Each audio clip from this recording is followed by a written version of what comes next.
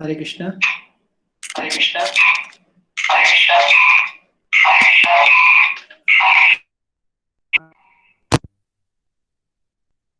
के लिए अपने माइक्स जो बंद कर दीजिए, क्योंकि आपकी माइक की इको वापस आ रही है।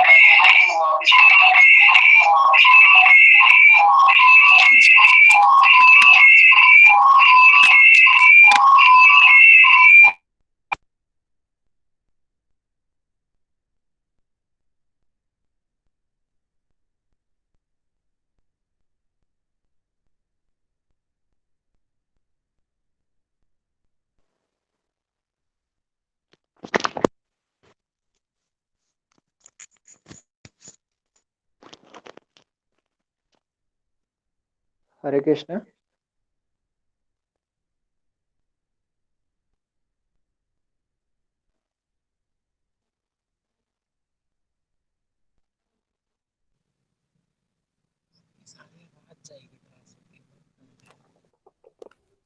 ऑन तो करो।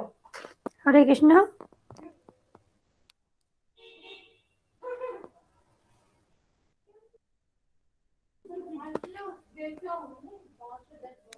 स्पीकर ऑन नहीं है, आवाज नहीं आ रही है, स्पीकर ऑन नहीं है।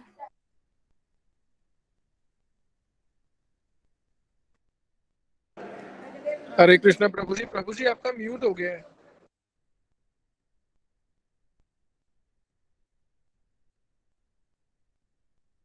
हरे कृष्णा, अभी आ रही है?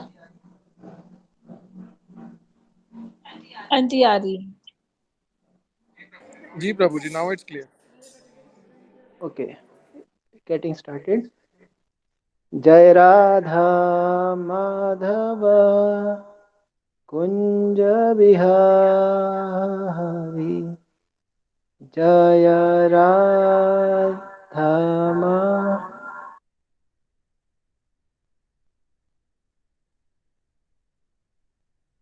माधवी,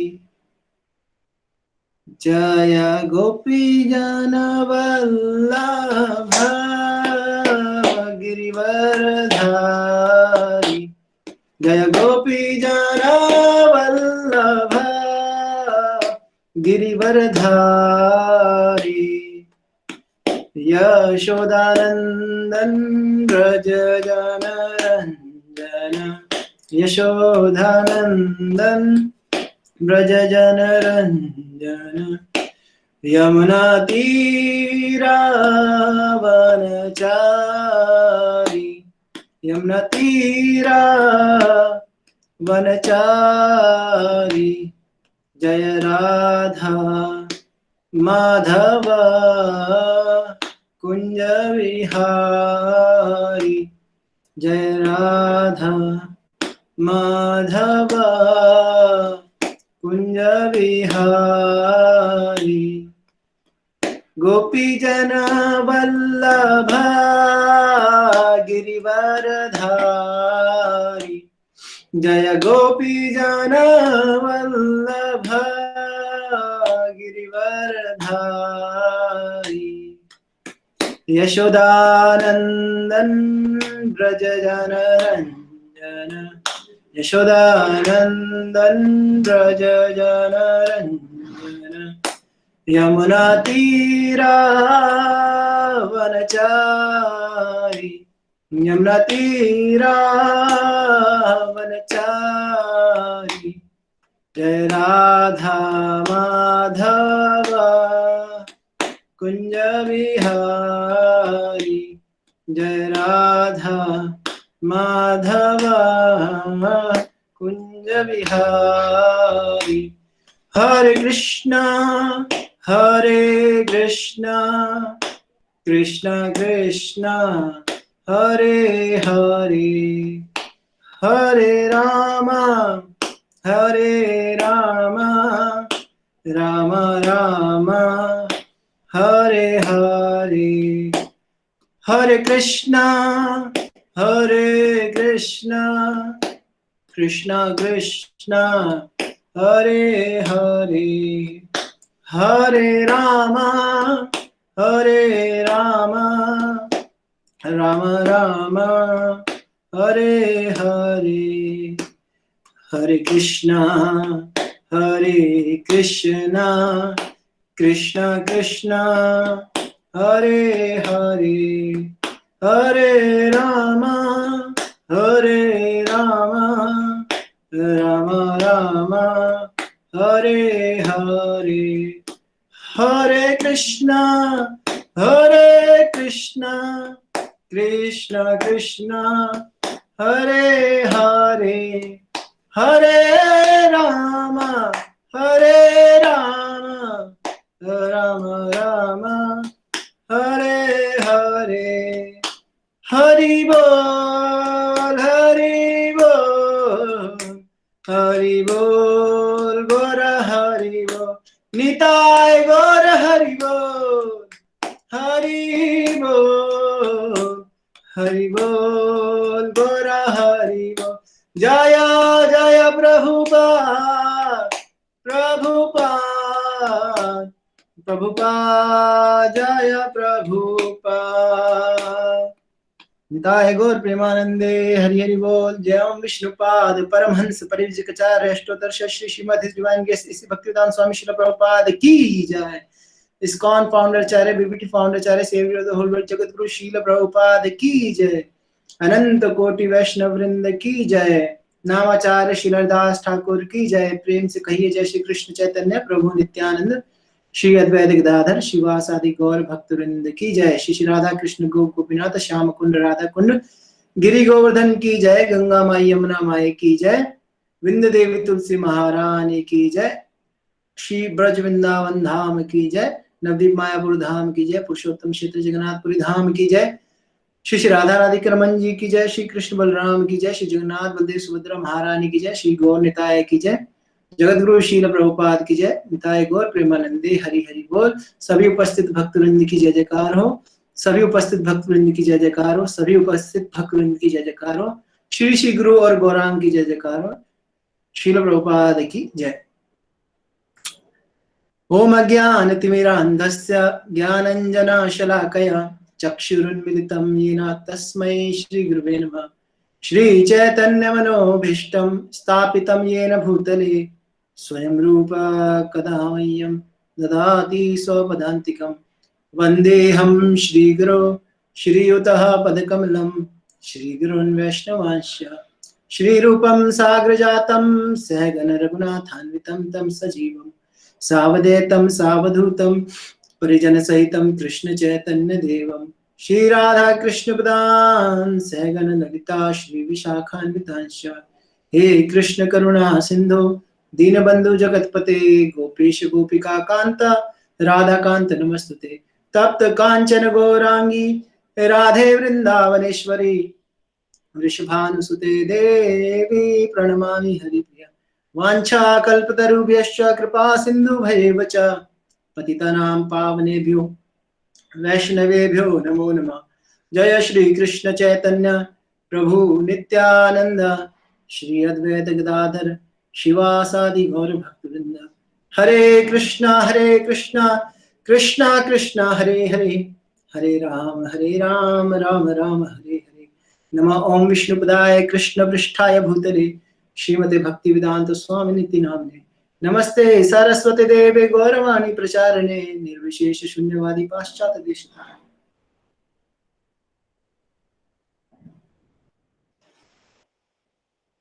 हरे कृष्णा, आप सभी का स्वागत है।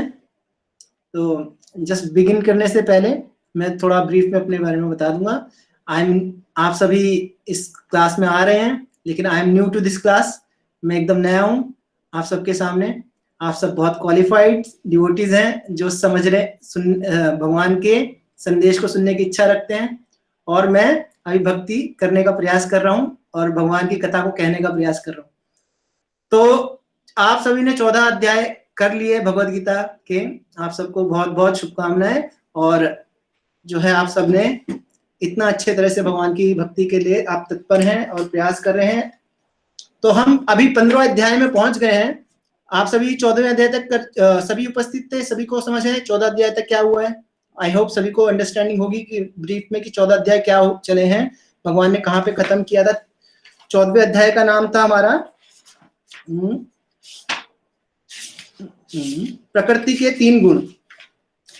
तो 14वां अध्याय भगवान ने प्रकृति के 3 गुणों के ऊपर बताया कि प्रकृति के 3 गुण ही हमें इस संसार से बांध के रखते हैं।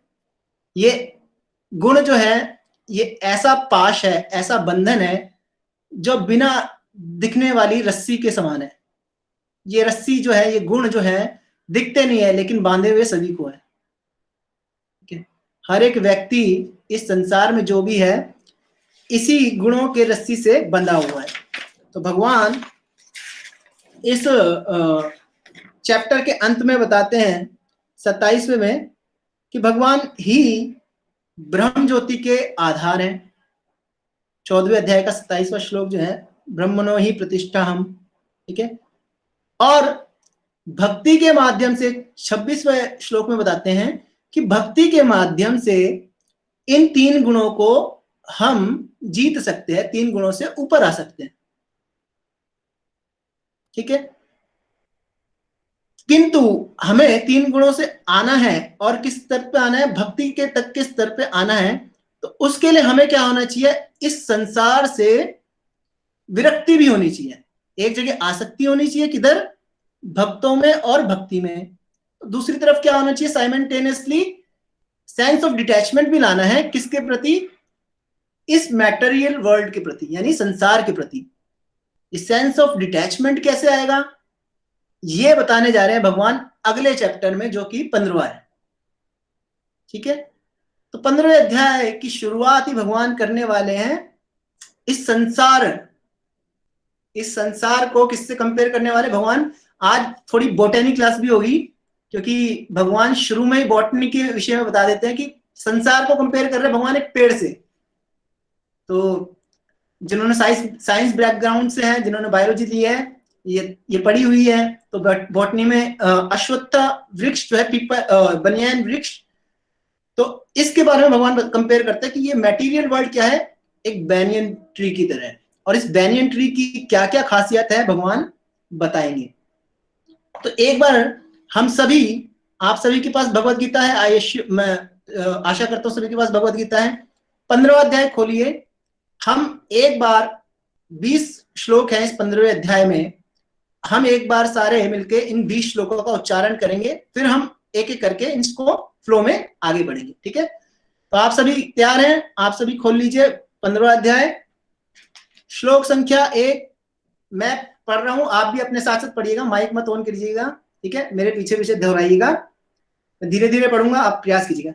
श्री भगवान उवाच, प्रथम श्लोक, ऊर्ध्वमूलम् अधः शाखम् अश्वत्थं प्राहुरव्ययम् छन्दांसि यस्य पर्णानि यस्तं वेद स वेदवेत् अधश्चोर्ध्वं प्रसृतास्तस्य शाखा गुणप्रवृद्धा विषया प्रवाला अधश्च मूलानुसन्ततानि कर्मानुबन्धीनि मनुष्यलोके न रूपमस्येह तथोपलभ्यते नान्तो न चार्दिन् न च सम्प्रतिष्ठा अश्वत्थमेनं सविरूढमूलम् अशङ्गशस्त्रेण दृढेन छित्त्वा ततः पदं तत्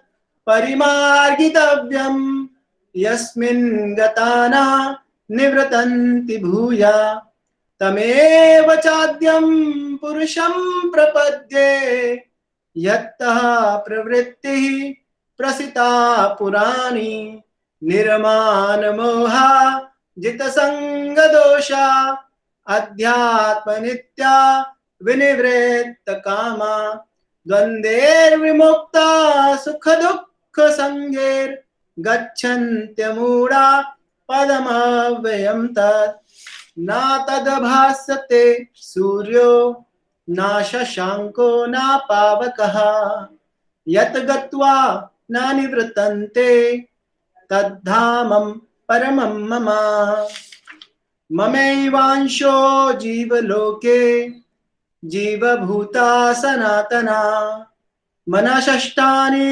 इन्द्रियाणि प्रकृति स्थाने कर्षति शरीरं यद्वाप्नोति यच्चाप्युत्क्रमात्मीश्वरः गृहीत्वेतानि संयाति वायुर्गन्धानि वाशयात् श्रोत्रं चक्षुस्पर्शनं च रसनं घ्राणम् एव च अधिष्ठाय मनश्चायं विषयानुपसेवते उत्क्रामन्तं स्थितं वापि भुञ्जानं वा गुणान्वितं विमूढानानुपश्यन्ति पश्यन्ति ज्ञानचक्षुषः यतन्तो योगिनश्चैनं पश्यन्त्य आत्मन्य अवस्थितं यतन्तोऽप्यकृतात्मानो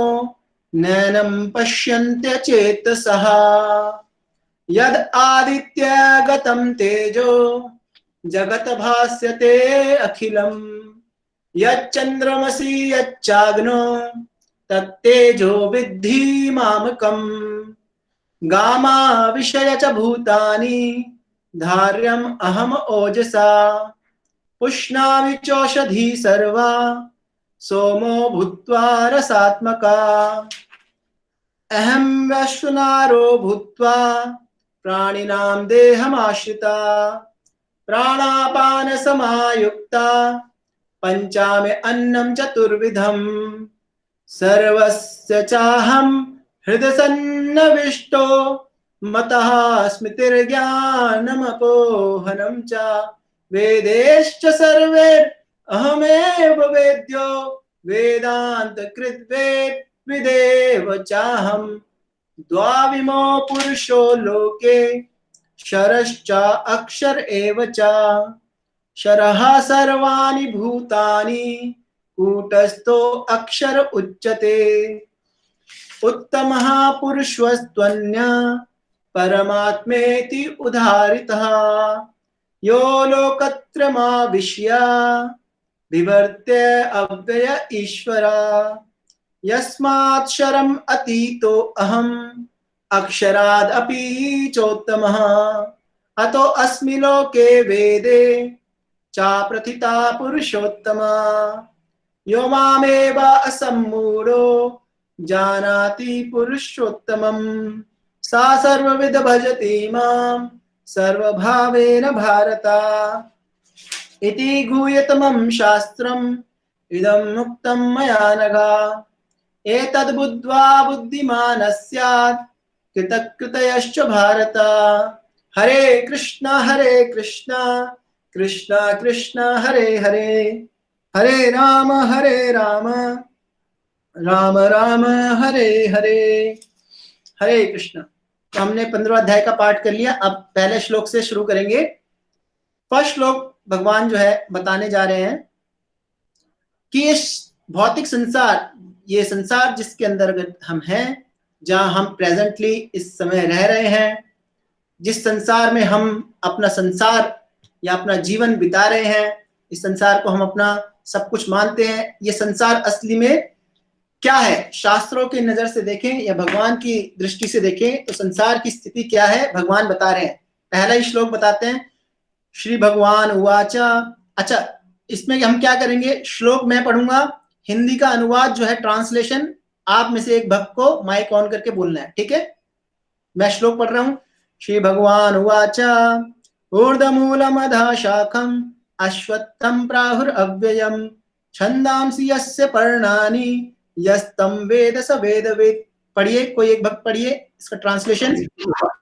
भगवान ने कहा जाता है कि एक शाश्वत अश्वत्थ वृक्ष है जिसके जड़ें तो ऊपर की ओर है और शाखाएं नीचे की ओर तथा पत्तियां वैदिक शास्त्र है। जो इस वृक्ष को जानता है वह वेदों का ज्ञाता है। तो भगवान कह रहे हैं कि इस संसार की स्थिति ऐसे है, ये संसार है एक ऐसा पेड़ है जो पेड़ क्या है, उल्टा है।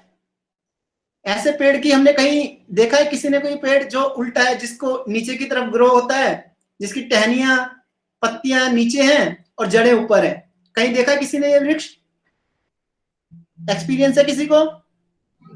जी प्रभु जी, हाँ हमने पानी में उसकी उल्टा वो देखा है हमेशा। हाँ तो आया। हाँ, थैंक यू।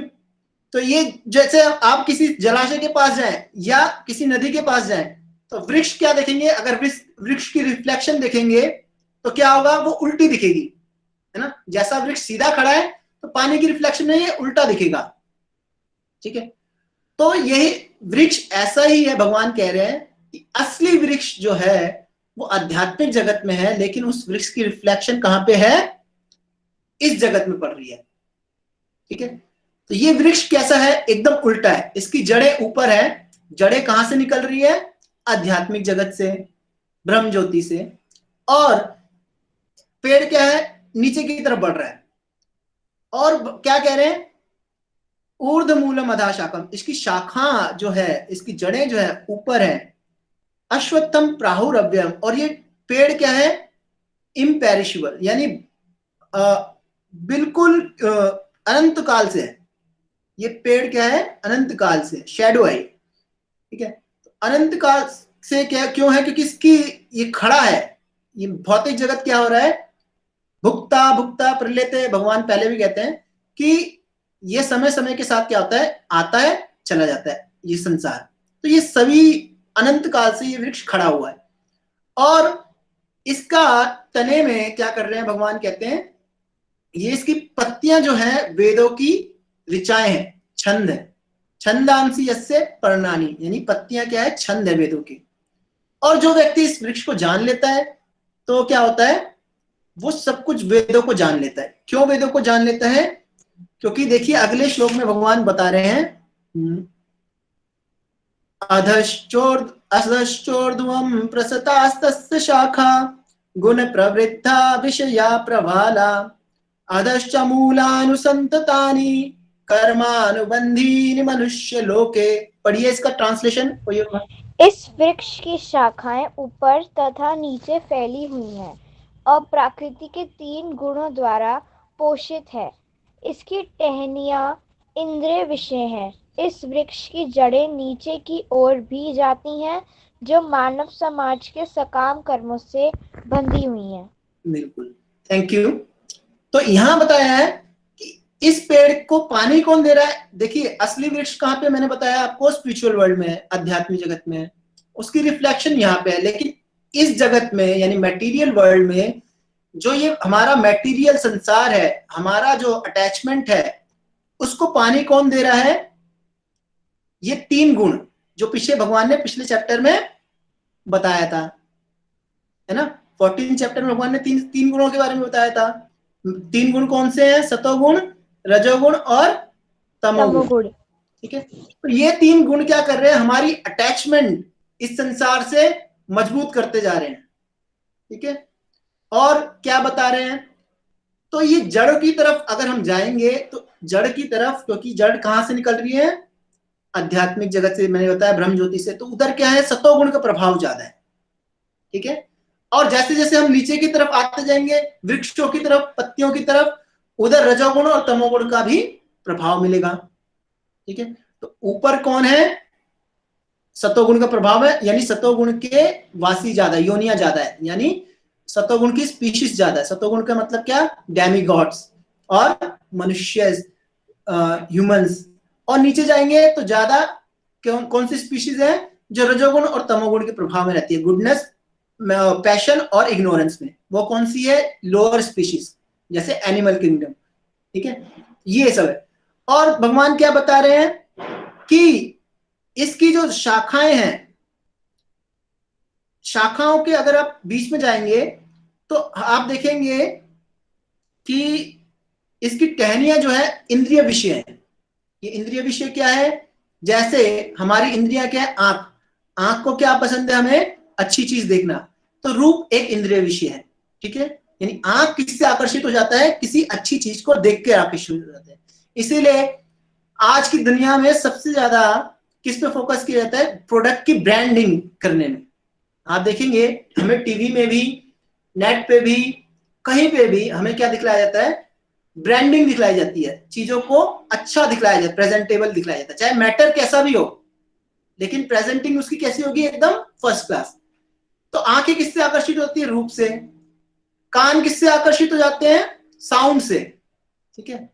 और नाक किससे आकर्षित हो जाती है, अच्छी स्मेल से, ठीक है। जीभ किससे आकर्षित हो जाती है, अच्छे टेस्ट से। जीभ जो है हमें इधर उधर लेके जाती है। इसीलिए चाहे दिल्ली में कोई भी व्यक्ति हो, लेकिन दिल्ली में पुराना दिल्ली जरूर जाते हैं, क्योंकि वहां फेमस क्या है, रेस्टोरेंट है, पराठे वाली गली, ये वो। तो जीभ कहाँ ले जाती है, हमें अच्छा खाने के लिए इधर उधर ले जाती है। और क्या, और उसी प्रकार से हमें स्किन है, स्किन क्या करने को करती है, अच्छा टच करने के लिए। जैसे हमें मुलायम चीजें बहुत पसंद आती है ना, जो बहुत फ्लफी हो, बहुत टच करके हमें आनंद हो। तो ये हमारी इंद्रियां जो है हमें क्या करती है, इंद्रिय विषयों की तरफ आकर्षित करती है, ठीक है। हम कभी ना कभी अपने इन इंद्रियों से परेशान रहते हैं कि नहीं रहते हैं जीवन में, हमारी सेंसेस से। तो ये सेंसेस हमें सेंस ऑब्जेक्ट्स की तरफ आकर्षित करती है। और बता रहे हैं कि इसकी जो सेकेंडरी रूट्स है, एक तो प्राइमरी रूट्स है, एक सेकेंडरी रूट्स है, वो क्या है, ऐसी इच्छाएं जो हमें क्या कर रही है, इस संसार में रहने के लिए प्रेरित कर रही है।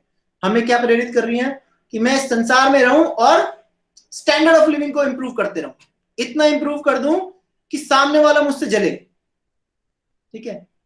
तो ये जो स्टैंडर्ड ऑफ लिविंग को इंप्रूव करने की जो इच्छा है, जो सकाम कर्म करने की इच्छा है ना, चाहे मैं कहां जाना चाहता हूं, इंप्रूवमेंट करके चांद में जाना चाहता हूं, चांद से इंद्रलोक जाना चाहता हूं, चाहे ब्रह्मलोक तक चले जाऊं। तो स्टैंडर्ड ऑफ लिविंग इंप्रूव करने की जो इच्छा है, ये क्या है, सेकेंडरी रूट्स है, ठीक है। और इसके फल क्या है, इस पेड़ के फल भी लगते हैं। इस पेड़ के फल क्या है, 4 तरह के फल हैं। कौन कौन से फल हैं, धर्म, अर्थ, काम, मोक्ष। धर्म का मतलब क्या, धार्मिक गतिविधियां करना, ऐसी गतिविधियां करना जो शास्त्रों में लिखी है, वो हो गया धर्म, एक फल हो गया धर्म।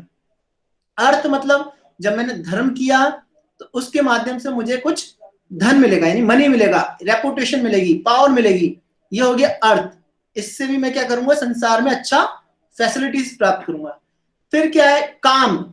जब ये फैसिलिटीज मिल जाएगी तो मेरी डिजायर्स जो है, जो संसार में मुझे इच्छाएं पूरी करनी है, वो क्या हो जाएंगी, पूरी कर पाऊंगा। और जब मैं इससे समझ जाऊंगा कि संसार में मेरी कोई भी इच्छा अनंत काल तक पूरी नहीं हो सकती, जो मैं चाहता हूं मुझे यहां नहीं प्राप्त हो सकता, तो मैं किसकी आशा करूंगा, मोक्ष की। तब मैं कहूंगा ये संसार बुरा है, इस संसार में रहना ही सारी तकलीफों की जड़ है, आशा ही निराशा का कारण है, और संबंध ही क्या है, दुख देने का कारण है। ये सब जो मुझे समझ आ जाएगा, फिर क्या होगा, मैं कहूंगा कि मैं संसार से चले जाऊं और ब्रह्म में विलीन हो जाऊं। तो ये मोक्ष का है। तो ये 4 फल है जो मनुष्य है खाता है, या जीवात्मा इस पेड़ पे चखती है। तो फिर बोलेंगे भगवान कहाँ है, परमात्मा कहाँ है। देखिए शास्त्रों में बताया है कि परमात्मा जीवात्मा के साथ इस पेड़ में रह रहा है, और इस पेड़ में क्या कर रहा है, बैठे हुए हैं दोनों, जीवात्मा भी और परमात्मा भी। लेकिन जीवात्मा जो है, ये पक्षी जो है, ये फल को खाता है। ये फल क्या है, ये 4 फल खा रहा है और सुख और दुख को भोग रहा है। और परमात्मा क्या कर रहे हैं, परमात्मा सीधे देख रहे हैं, वो देख रहे हैं कितना ये व्यक्ति फलों को खा सकता है, कितना पचा सकता है, कब ये मेरी तरफ वापस आएगा, मुड़ेगा। भगवान इस तरह से हमारा वेट कर रहे हैं। भगवान का रोल बताया परमात्मा का जीवात्मा के साथ, उपदृष्टा अनुमंता चा भर्ता भोक्ता महेश्वरा। उपदृष्टा क्या है, भगवान देखते हैं और सिर्फ हमारी गतिविधियों को देख रहे हैं, क्या कर रहे हैं, और अनुमंता, और हमारी जो हम चाहते हैं उसको सैंक्शन कर रहे हैं कि भाई हमारी इच्छा है, हम कुछ करना चाहते हैं, तो भगवान सैंक्शन कर देते हैं। ठीक है, आपने पहले इतने पायस क्रेडिट किए हैं, इतनी अच्छी गतिविधियां की हैं, तो आपको ये गतिविधि करने की अनुमति मैं प्रदान करता हूं।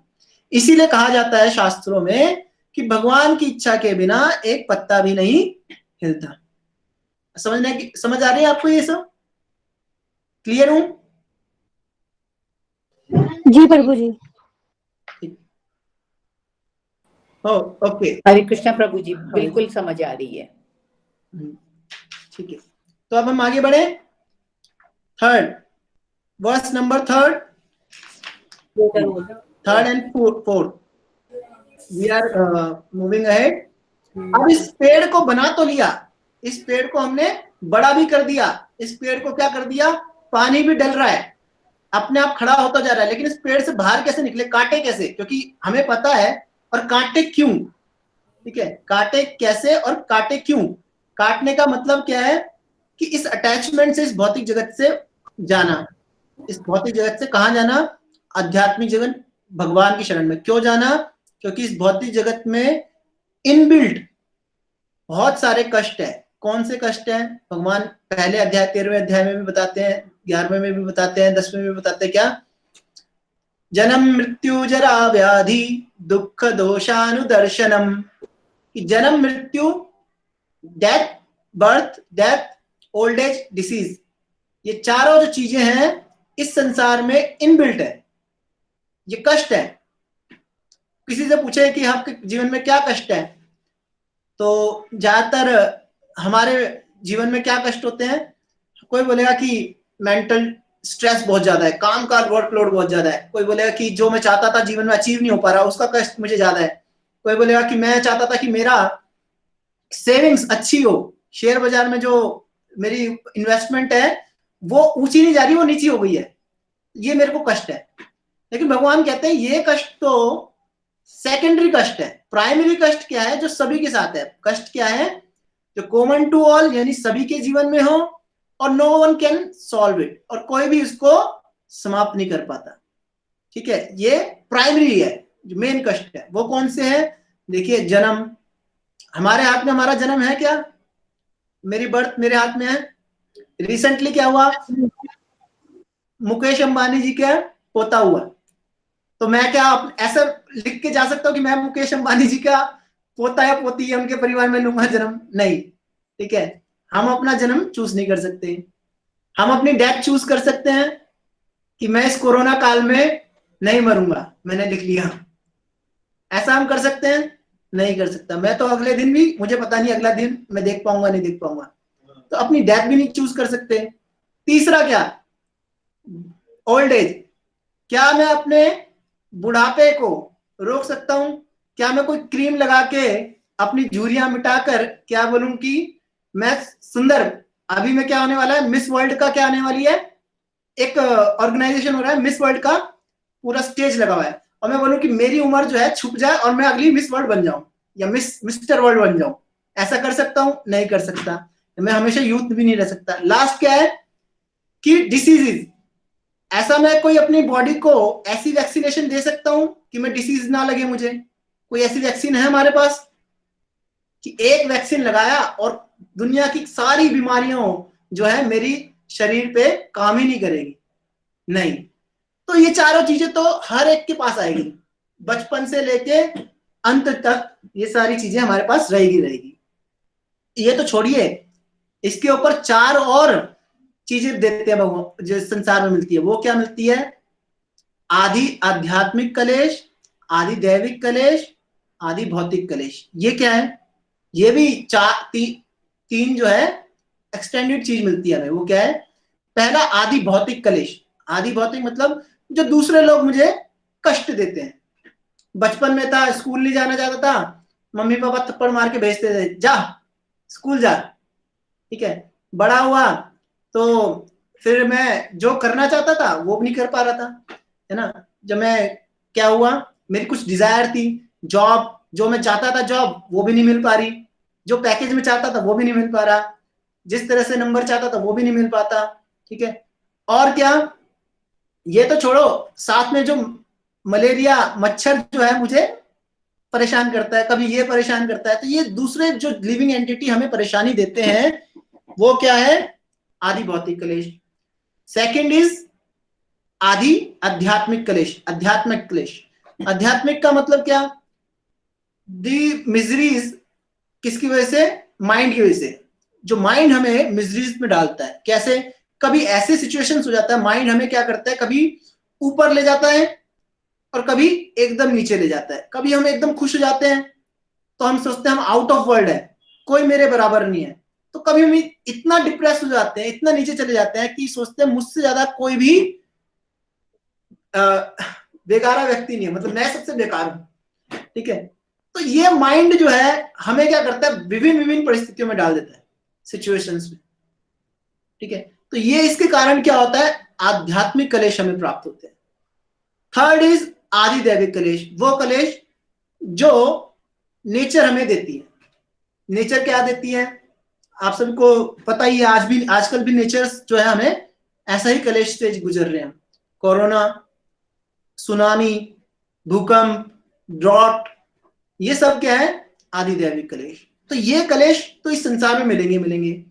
तो इस संसार में जब तक हमारी आसक्ति है, ये पेड़ जब तक खड़ा हुआ है इस संसार में, तब तक हमें ये चीजें प्राप्त होती रहेगी। तो हमें इस संसार से आगे जाना है और उसको, पेड़ को काटना है। तो काटने की विधि भगवान तीसरे और चौथे श्लोक में बता रहे हैं। ठीक है, हम पढ़ते हैं तीसरा और चौथा। न रूपमस्येह तथोपलभ्यते, नान्तो न चार्दिन न च संप्रतिष्ठा, अश्वत्थमेनं सविरूढमूलम् अशंग शस्त्रेण दृढेन छित्त्वा, तथा पदं तत् परिमार्गितव्यम्, यस्मिन् गता न निवृतन्ति भूया, तमेव चाद्यं पुरुषं प्रपद्ये, यत्ता प्रवृत्ति प्रसिता पुरानी। पढ़िए कोई भक्त, ट्रांसलेशन। हरे कृष्ण। इस वृक्ष के वास्तविक स्वरूप का अनुभव इस जगत में नहीं किया जा सकता। कोई भी नहीं समझ सकता कि इसका आदि कहाँ है, अंत कहाँ है, या इसका आधार कहाँ है। लेकिन मनुष्य को चाहिए कि इस दृढ़ मूल वाले वृक्ष को विरक्ति के शस्त्र से काट गिराए। तत्पश्चात उसे ऐसे स्थान की खोज करनी चाहिए जहां जाकर लौटना ना पड़े, और जहां उस भगवान की शरण ग्रहण कर ली जाए, जिससे अनादि काल से प्रत्येक वस्तु का सूत्रपात तथा विस्तार होता आया है। हरे कृष्ण। हरे कृष्ण। तो इन दो श्लोकों में बताया है कि इस वृक्ष को काटना है। काटना कैसे है, by the sword of knowledge, यानी स्वॉर्ड ऑफ नॉलेज एंड वैराग्य, यानी ज्ञान और वैराग्य की तलवार से इस पेड़ को काट देना है। ठीक है, और ज्ञान और वैराग्य कैसे प्राप्त होता है, आप सभी को पता है कि भक्ति, भागवत में बताती है कि भक्ति के दो पुत्र हैं, कौन, ज्ञान और वैराग्य। ठीक है, तो भागवत में यही बताया कि जो भक्ति शुरू करता है उसे ऑटोमेटिकली क्या प्राप्त हो जाता है, नॉलेज और डिटैचमेंट, ज्ञान और वैराग्य, ये दोनों चीजें ऑटोमेटिकली आ जाती है उसके घर में, उसके पास। क्यों, क्योंकि नॉलेज के थ्रू वो क्या कर सकता है, वो अपनी स्थिति को सही तरह से देख सकता है, डिस्क्रिमिनेशन कर सकता है, what is right what is wrong, क्या सही पाथ है, किस पाथ पे चलना चाहिए। और डिटैचमेंट से वो क्या करेगा, अपनी जो जंजीरें हैं जो संसार में पड़ी हुई है उसको तोड़ेगा। ठीक है, ज्ञान से आगे बढ़ेगा और डिटैचमेंट से पीछे की लंगर जो उनको बांधे हुई है उसको काटेगा, तोड़ेगा। ये ऑटोमेटिकली कौन प्रोवाइड कर रहे हैं, भक्ति। ठीक है, तो क्या हमें करना है, तो पर्पस क्या हुआ, नॉलेज, स्वॉर्ड ऑफ डिटैचमेंट कैसे आएगी, जब हम भक्ति परफॉर्म करेंगे। ठीक है, भक्ति करेंगे तो ऑटोमेटिकली ये चीज परफॉर्म होती रहेगी। और दूसरा क्या कह रहे हैं भगवान, कि इस वृक्ष को विरक्ति के शस्त्र से काटो। उसके बाद, काटने के बाद क्या करना है, काटने से पहले ही हमें ये सोचना है, भाई काट तो देंगे लेकिन जाना कहाँ है, ऐसे स्थान की खोज करिए जहां से वापस द्वार से इस जगत पे नहीं आना पड़े, द्वार से ये पेड़ डेवलप ना हो जाए। ठीक है, ऐसा नहीं काट दिया फिर द्वार से ये डेवलप कर लिया पेड़ को। ठीक है, ये काटने के बाद क्या करना है, ऐसे स्थान पे जाना है जहां से, और खोज करनी चाहिए जहां से लौट कर ना आना पड़े, और भगवान की शरण ग्रहण कर लेनी चाहिए जो अनादि काल से वस्तुओं का सूत्रपात और विस्तार कर रहे हैं। कौन है, तो भगवान की शरण लेनी है और इस स्थान पे जाना है जहां से लौट के नहीं आना। दोनों चीजें कहां पे मिल सकती है, स्पिरिचुअल वर्ल्ड में। ठीक है, वैकुंठ में। भगवान कहाँ है, अपने घर में, उन्हें कहा जाता है वैकुंठ। ठीक है, और वहां भगवान कहते हैं, आगे भी बताएंगे अभी, कि यत्र गत्वा न निवृत्तन्ते तद्धामम परमम मम, कि जहां जाकर कोई वापस नहीं आता, वो धाम कौन सा है? मेरा धाम है। ठीक है, तो ये असंग, ये आप पेड़ों को काटोगे कैसे? पेड़ को काटने की विधि है आपकी आसक्तियों या हमारी जो इस संसार के प्रति आसक्ति है उसको काटने की एक विधि है, वो क्या है? भक्ति। और ये भक्ति की शुरुआत होती है भक्तों के संग से। जिस तरह का association, there are lots of association available in this world, बहुत तरह के एसोसिएशन अवेलेबल है। जब हम अपने फ्रेंड से मिलना चाहते हैं तो हम एक फ्रेंड्स क्लब खोलते हैं, एक किटी पार्टी क्लब खोलते हैं, ठीक है, एक कमेटी क्लब खोलते हैं, अलग अलग तरह के एसोसिएशन लेते हैं। किस लिए? अपने अलग अलग तरह की डीलिंग्स को में आगे बढ़ने के लिए। ठीक है, उन एसोसिएशन से क्या होता है? हमारे रिश्ते, हम सोचते हैं कि मधुर होंगे और ज्यादा पकड़ मजबूत बनेंगे। तो ये जो एसोसिएशंस हैं विभिन्न प्रकार की, वो क्या करती है? हमारे अटैचमेंट्स को इस संसार से मजबूत करती चली जाती है। लेकिन ऐसा कौन सा एसोसिएशन है जिसके माध्यम से मैं इस संसार की अटैचमेंट से बचूंगा? वो एसोसिएशन है एसोसिएशन ऑफ डिवोटीज, एसोसिएशन भक्तों का एसोसिएशन। ठीक है, इस संसार में अगर कोई व्यक्ति बिजनेस माइंडेड है और बहुत इंटेलिजेंट है, श्रूड है, तो क्या करते हैं? दे डेवलप देयर बिजनेस जो लिंक्स है ना, अपने बिजनेस लिंक्स को ज्यादा बढ़ाते हैं और एक्सचेंज करते हैं कॉन्टैक्ट्स को। तो जो भी, जैसे ऑटो एक्सपो, विभिन्न तरह के एक्सपोज लगते हैं, तो उससे क्या होता है? आपस में ज्यादा बिजनेस डीलिंग होती है और ज्यादा प्रॉफिट्स कमाने के लिए ज्यादा वो होता है, इंस्पिरेशन होता है। उसी प्रकार से यदि हम भगवान के धाम जाना चाहते हैं तो हमें ऐसे लोगों को से लिंक्स बनाने पड़ेंगे, ऐसे लोगों के पास जाना पड़ेगा जो भगवान के धाम जाने के लिए उत्सुक है, भगवान के धाम या भक्ति करने के लिए उत्सुक है। वो कौन है? भक्त। भक्त कहाँ मिलेंगे आपको? कहाँ मिलेंगे? मंदिरों में, इस्कॉन टेम्पल। ठीक है, तो ये आके आप सभी क्या कर सकते हैं? भक्ति की इस विधि का अच्छी तरह से पालन कर सकते हैं। और जब भक्तों के बीच में आएंगे तो भक्त आपको बताएंगे भगवान की भक्ति में किस प्रकार आगे बढ़ना है, श्रवण करना है उनसे। ठीक है, जैसे हम भगवत गीता का श्रवण कर रहे हैं, भागवतम का श्रवण कर रहे हैं, सुनना है। सुनने का क्या इफेक्ट होता है? भागवतम में भगवान कहते हैं कि सुनकर, भगवान के संदेश को सुनकर जब हम ईयर से सुनेंगे और हमारे हृदय में भगवान का संदेश जाएगा, तो ये बंजर भूमि जो हमारे हृदय में है, जो बहुत काली है, जो बहुत ही ज्यादा फर्टिलाइजर्स का यूज करते करते बंजर हो चुकी है, उस भूमि में क्या होगा? भगवान का संदेश जब जाएगा तो ये फर्टाइल करेगा, ग्राउंड को फर्टाइल करेगा। और भक्ति का बीज डालते ही जब हम भगवान के संदेश, भगवान के नाम का कीर्तन, हरे कृष्ण कृष्ण कृष्ण हरे हरे, हरे राम राम राम हरे हरे, इससे सींचेंगे तो ये भक्ति का बीज हमारे हृदय में क्या होगा? पनप जाएगा, अंकुरित हो जाएगा। और अंकुरित होते हुए ये बढ़ना शुरू होगा। और ये जब भक्ति का पेड़ बढ़ेगा तो भगवान के धाम तक ले जाएगा। और भगवान के धाम में, भगवान के चरण कमलों में ये भक्ति का फल अंकुरित होगा। वो फल क्या है? भगवान के प्रति प्रेम। ठीक है, वो प्रेम अंकुरित होगा भगवान के चरण कमलों में और हम उसे फिर खा सकते हैं। ठीक है, इस प्रकार हम जो है इस पेड़ से काटेंगे और भगवान की शरण लेंगे। ठीक है, ये क्लियर हो गया सबको? इसमें किसी का कोई क्वेश्चन तो नहीं है? ठीक, अब आगे बढ़ते हैं। पांचवा, तो भगवान की शरण ली किस प्रकार जाए, ये पांचवें और श्लोक में बताया गया है। ठीक है, क्या है प्रोसेस? निर्माण मोहा जित संग दोषा अध्यात्म नित्या विनिवृत्त कामा द्वंद्वेर विमुक्ता सुख दुख संगे गच्छन्ते मूढ़ा पदमव्ययम् तत्। कोई पढ़िए इसे। हरे कृष्णा प्रभु जी। जो झूठी मोह प्रति तथा कुसंगति से मुक्त है, जो शाश्वत तत्व को समझते हैं, जिन्होंने भौतिक काम को नष्ट कर दिया है, जो सुख तथा दुख के द्वंद्व से मुक्त है और जो मोह रहित होकर परम पुरुष के शरणागत होना जानते हैं, वे उस शाश्वत राज्य को प्राप्त होते हैं। ठीक है, तो यहाँ पे भगवान बता रहे हैं कौन, देखिए पहले इससे पहले बताया कि ऐसे स्थान की खोज करनी चाहिए जहां से लौट कर ना आना पड़े।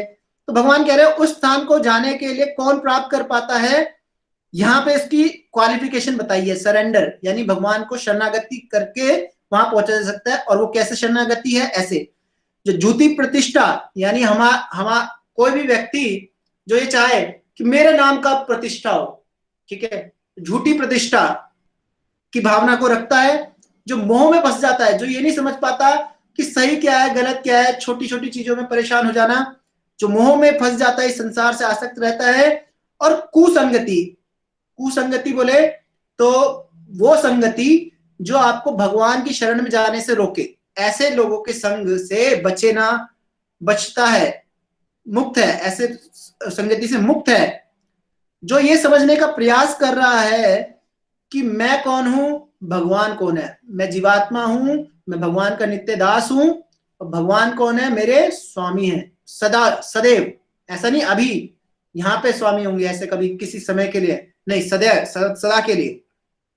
और जो इस संसार के इंजॉयमेंट को नष्ट कर चुका है वो क्या है, और जो सुख और दुख में संभाव रहता है और भगवान से क्या करता है, भगवान की भक्ति करने का प्रयास करता है, ठीक है। और जो मोह रहित होकर भगवान की शरणागत होना जानते हैं वे उस राज्य को प्राप्त कर पाते हैं। तो ये सरेंडर की प्रोसेस है। आप बोलेंगे यार ये तो बहुत डिफिकल्ट चीजें लग रही है, किसी को लग रहा है ऐसा कोई आसान चीज बताइए भगवान ने, कितने जी नहीं, बहुत मुश्किल है। कितने वक्तों को डिफिकल्ट लग रहा है, बहुत भय सा लग रहा है, क्या बोल दिया, हाँ लग रहा है ना, ठीक है। तो इसमें कोई घबराने वाली बात नहीं है। भगवान ने डिमांड जो रखी है या धाम जाने की, ये बिल्कुल पूरी हो सकती है। आप ये सोचे कि मैं इस जीवन में करूंगा नहीं करूंगा, बिल्कुल कर सकता है, हर कोई कर सकता है, सभी के लिए सुलभ है, तभी भगवान ने भगवत गीता बोली है। लेकिन क्या है, there is a desire which play an important role, यानी हमारी इच्छा सबसे बड़ा महत्वपूर्ण कार्य इसमें निभाएगी। जब तक हम इच्छा नहीं करेंगे तब तक ये सारी चीजें हमारे अंदर नहीं आ सकती। जब हम क्या करते हैं, हम अपना कुछ भी लक्ष्य रखते हैं तो उसके लिए हम डिजायर करते हैं, है ना। एक गोल फिक्स किया है, अगर भगवान के धाम जाना है या फिर हमने क्या करना, बिजनेस में आगे बढ़ना है या फिर कुछ पाना है, तो उसके लिए हम क्या करते हैं, एक गोल सेट करने के बाद हम पूरा एंडेवर या इच्छा रखते हैं कि क्या करना ही है।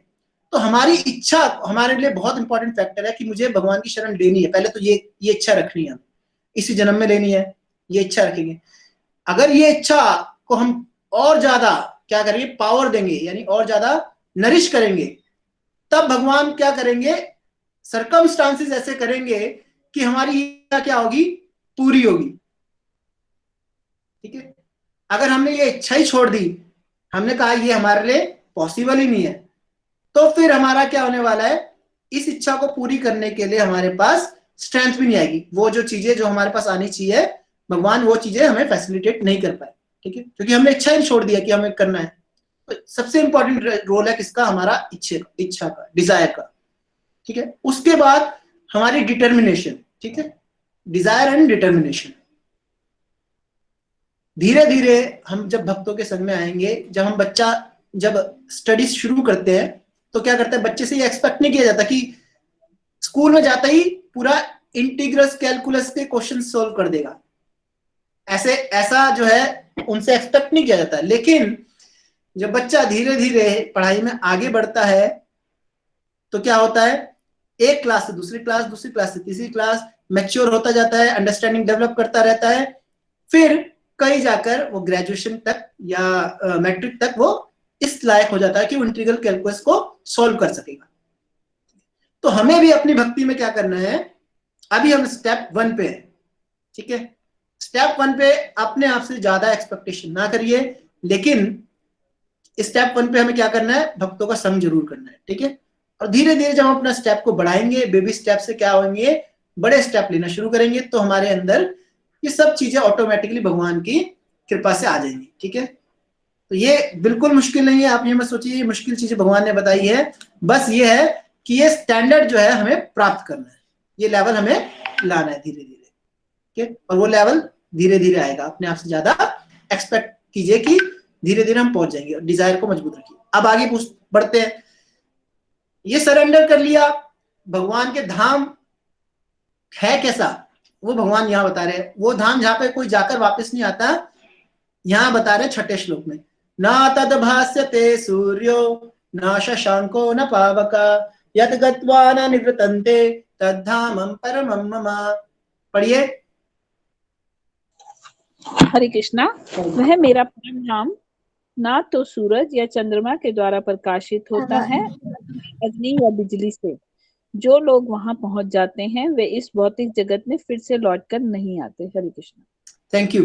तो भगवान कह रहे हैं कि मेरे जगत में क्या नहीं पड़ता, सूर्य नहीं है, चंद्रमा की आवश्यकता नहीं है, ना बिजली की आवश्यकता है, ना अग्नि की आवश्यकता है। कितना मतलब इतना स्ट्रेंज है कि वहां कुछ की आवश्यकता नहीं है। यहाँ तो हमारे इस संसार में क्या है, एक दिन सूरज ने छुट्टी ले ली तो हमारा जीवन ही अस्त व्यस्त हो जाएगा, हम देखना छोड़ देंगे, हमें दिखेगा नहीं कुछ क्या हो रहा है यहाँ पे। सूरज एक दिन की छुट्टी नहीं ले लेगा तो हमारा जीवन कितना साल पुराना हो जाएगा, पीछे चला जाएगा। तो ऐसे सूरज की आवश्यकता वहां नहीं पड़ती। क्यों? भगवान यहाँ पे बताते हैं कि वो सूर्य जो अपनी रोशनी दे रहा है, प्रदर्शित कर रहा है, उसको एनर्जी देने वाला कौन हूं? मैं हूं। जब मैं ही वहां पे उपस्थित हूं तो सूर्य की आवश्यकता क्यों? सूर्य को एनर्जी देने वाले भगवान, सूर्य की क्या, और सूर्य से कौन? चंद्रमा। चंद्रमा को भी एनर्जी भगवान ही दे रहे हैं। और अग्नि को क्या होता है? भगवान, अग्नि की जो शक्ति है वो क्या है? Heat and light. ठीक है, तेज क्या है? उनका ऊष्मा और प्रकाश। तो अग्नि की आवश्यकता भी वहां नहीं पड़ती। क्यों? भगवान स्वयं, भगवान की जो शक्तियां हैं वहां पे इंटरेक्ट करके कार्य कर रही है, और बिजली की भी आवश्यकता नहीं है।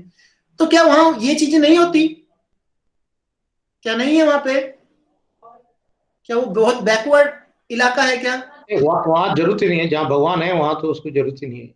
हाँ, भगवान है वहां जरूरत नहीं है, लेकिन फिर भी उस संसार में ये सब चीजें होती हैं। आपको जान के आश्चर्य होगा क्यों होती है ये सब चीजें। क्यों है? भगवान की सेवा के लिए। जो सूर्य है, सूर्य भी भगवान की सेवा करना चाहते हैं, तो वहां पे ऐसे एनेक्ट करते हैं कि भगवान की लीलाओं में आनंद दे। चंद्रमा है, चंद्रमा कैसा चंद्रमा रहता है? पूर्णिमा का चंद्रमा रहता है। हर दिन जो है वहां पे नृत्य है, रास नृत्य। यहाँ तो एक ही दिन आता साल में, वहां कैसा होता है? चंद्रमा फुल इफेक्ट में रहता है। ठीक है, अग्नि और बिजली सब कुछ वहां पे है, केवल किस लिए? भगवान की सेवा करने के लिए। तो वहां पे कमी नहीं है। ऐसा मत समझिए कि यहाँ पे है वहां नहीं होगा, नहीं, वहां पे है, लेकिन वहां पे उनकी आवश्यकता नहीं है। अगर वो छुट्टी भी मार लेंगे तो कोई दिक्कत नहीं उनको हॉलीडे अलाउड है उधर।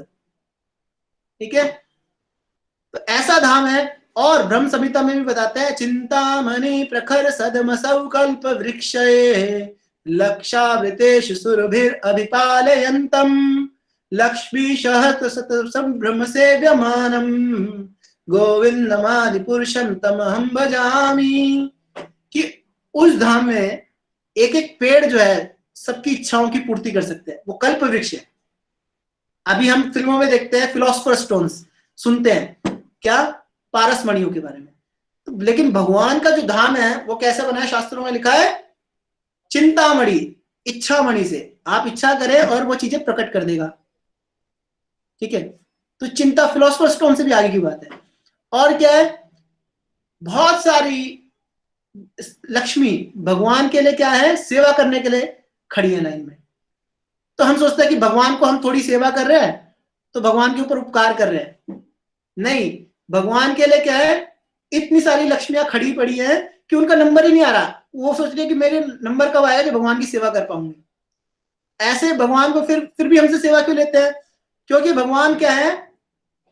भावग्राही जनार्दन। भगवान जो है हम सबसे प्रेम चाहते हैं। तो जब हम प्रेम प्रदर्शित करते हैं तो भगवान क्या करते हैं? उस प्रेम से रेसिप्रोकेट करते हैं। ठीक है, तो हम भी कुछ भी कार्य करें तो जब प्रेम से करेंगे तो भगवान हमसे जरूर रेसिप्रोकेट करेंगे। इसलिए भगवान हमसे चाहते हैं कि हम कोई भी भगवान के लिए सेवा करें तो क्या करें? जरूर प्रेम पूर्वक करें। ठीक है, इस प्रकार भगवान का धाम बताया है। अब आगे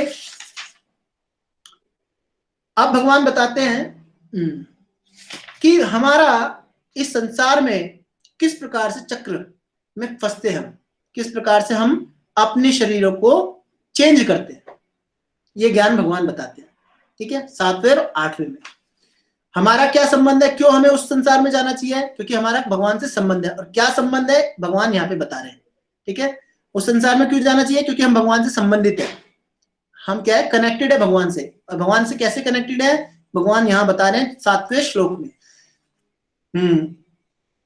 ममेवांशो जीवलोके जीवभूता सनातना मनषष्ठानि इंद्रियाणि प्रकृति स्थाने कर्षति। पढ़िए कोई। इस बद्ध जीव जगत में सारे जीव मेरे शाश्वत अंश है।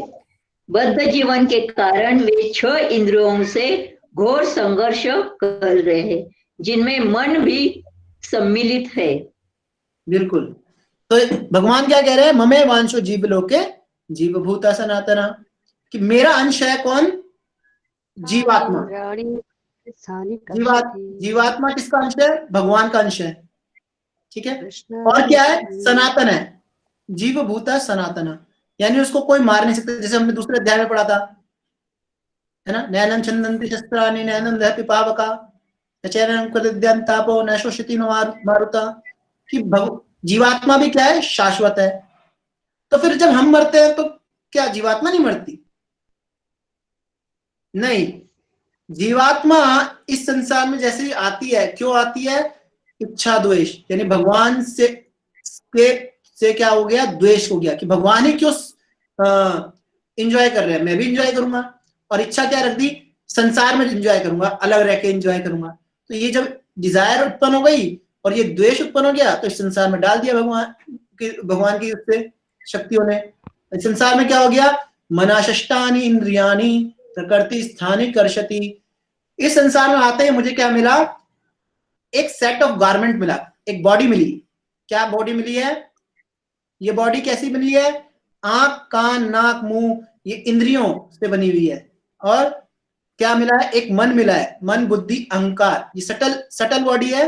जैसे हमारे कपड़े होते हैं ना, हम पहनते हैं, कपड़े कैसे बनते हैं, हमारे बॉडी की वजह से बनते हैं, बॉडी की शेप फॉर्म की वजह से हमारे भी कपड़े बनते हैं। उसी प्रकार जीवात्मा को क्या मिलता है, इस संसार में 2 तरह की बॉडी मिलती है। एक तो ग्रॉस मिलती है, जो हम देख रहे हैं अपने आप को शरीर आईने में। एक सटल है। सटल क्या है, शरीर के अंदर ही क्या कवरिंग है, मन बुद्धि, यानी intelligence, mind intelligence and false ego. ठीक है, इस तरह से हमें 2 बॉडी मिलती है। और भगवान कहते हैं कि मन और इन इंद्रियों की वजह से हम क्या करते हैं, प्रकृति स्थानी कर्षति, दुख में है। इस मन और इंद्रियों की वजह से क्या हो गए, हम दुखी इस संसार में घूमते हैं। तो हमें ये जानना होगा कि हमारा रिलेशन है भगवान से, कि हम भगवान के अंश है। और प्रभुपाद बताते हैं कि अंश यानी पार्ट तभी खुश रह सकता है जब होल की सेवा करे, यानी पार्ट अगर है तभी वो क्या रहेगा, खुश रहेगा। जैसे ये पार्ट अलग हो जाएगा, अपनी इच्छा और अपना ही आपको संतुष्ट करना चाहेगा, तो कभी खुश नहीं रह सकता। ठीक है, तो भगवान ये बताने का प्रयास कर रहे हैं कि आप मेरे अंश हो, मेरे पास आओ, क्योंकि मेरे ही से ही आप क्या रह पाओगे, मेरी सेवा के द्वारा। आगे बढ़ते हैं।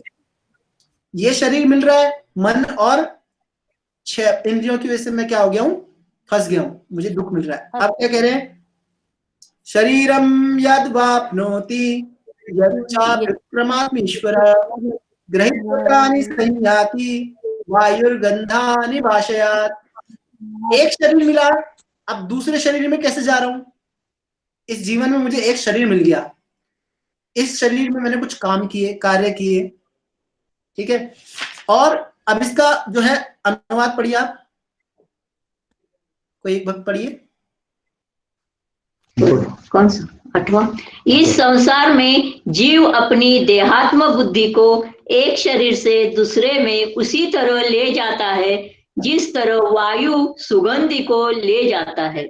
इस प्रकार वह एक शरीर धारण करता है और फिर इसे त्याग कर दूसरा शरीर धारण करता है। हरे कृष्णा। हरे कृष्णा। तो क्या हो रहा है, हम इस संसार में क्या कर रहे हैं, अपनी इस बॉडी से कुछ वर्क कर रहे हैं। जब ये वर्क करते हैं तो क्या करते हैं, अपने लिए कर्म करते हुए न्यू बॉडी क्रिएट कर रहे हैं अगले जीवन की। इस संसार में, इसी जीवन में हम अपने लिए दूसरी बॉडी क्रिएट कर रहे हैं अपने कर्मों से। और कर्म और चेतना यानी कॉन्शियसनेस और हमारे एक्शंस, ये डिसाइडिंग फैक्टर है कि हम किसी दूसरी कौन सी बॉडी में जाएंगे। ठीक है, क्या दो फैक्टर है, कॉन्शियसनेस और एक्शंस इन दिस लाइफ। ठीक है, ये दो फैक्टर है।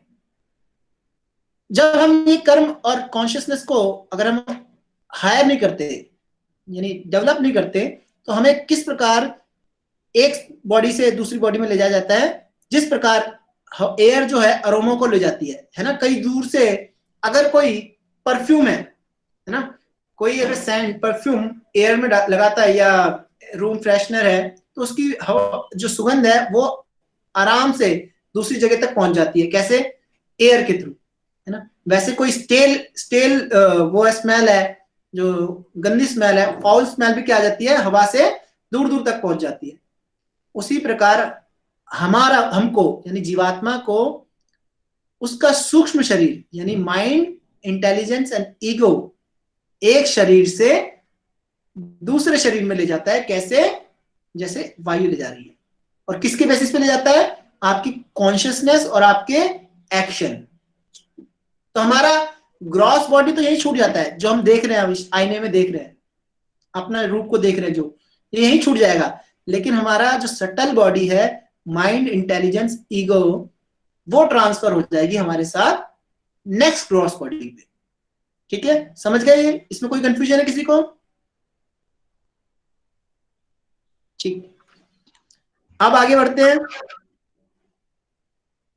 लास्ट में हम एक क्वेश्चन आंसर राउंड रखेंगे, जिसको भी कोई क्वेश्चन होगा पूछ सकते हैं। ठीक है, रेज कर सकते हैं। अभी 9वां श्लोक पे बढ़ते हैं।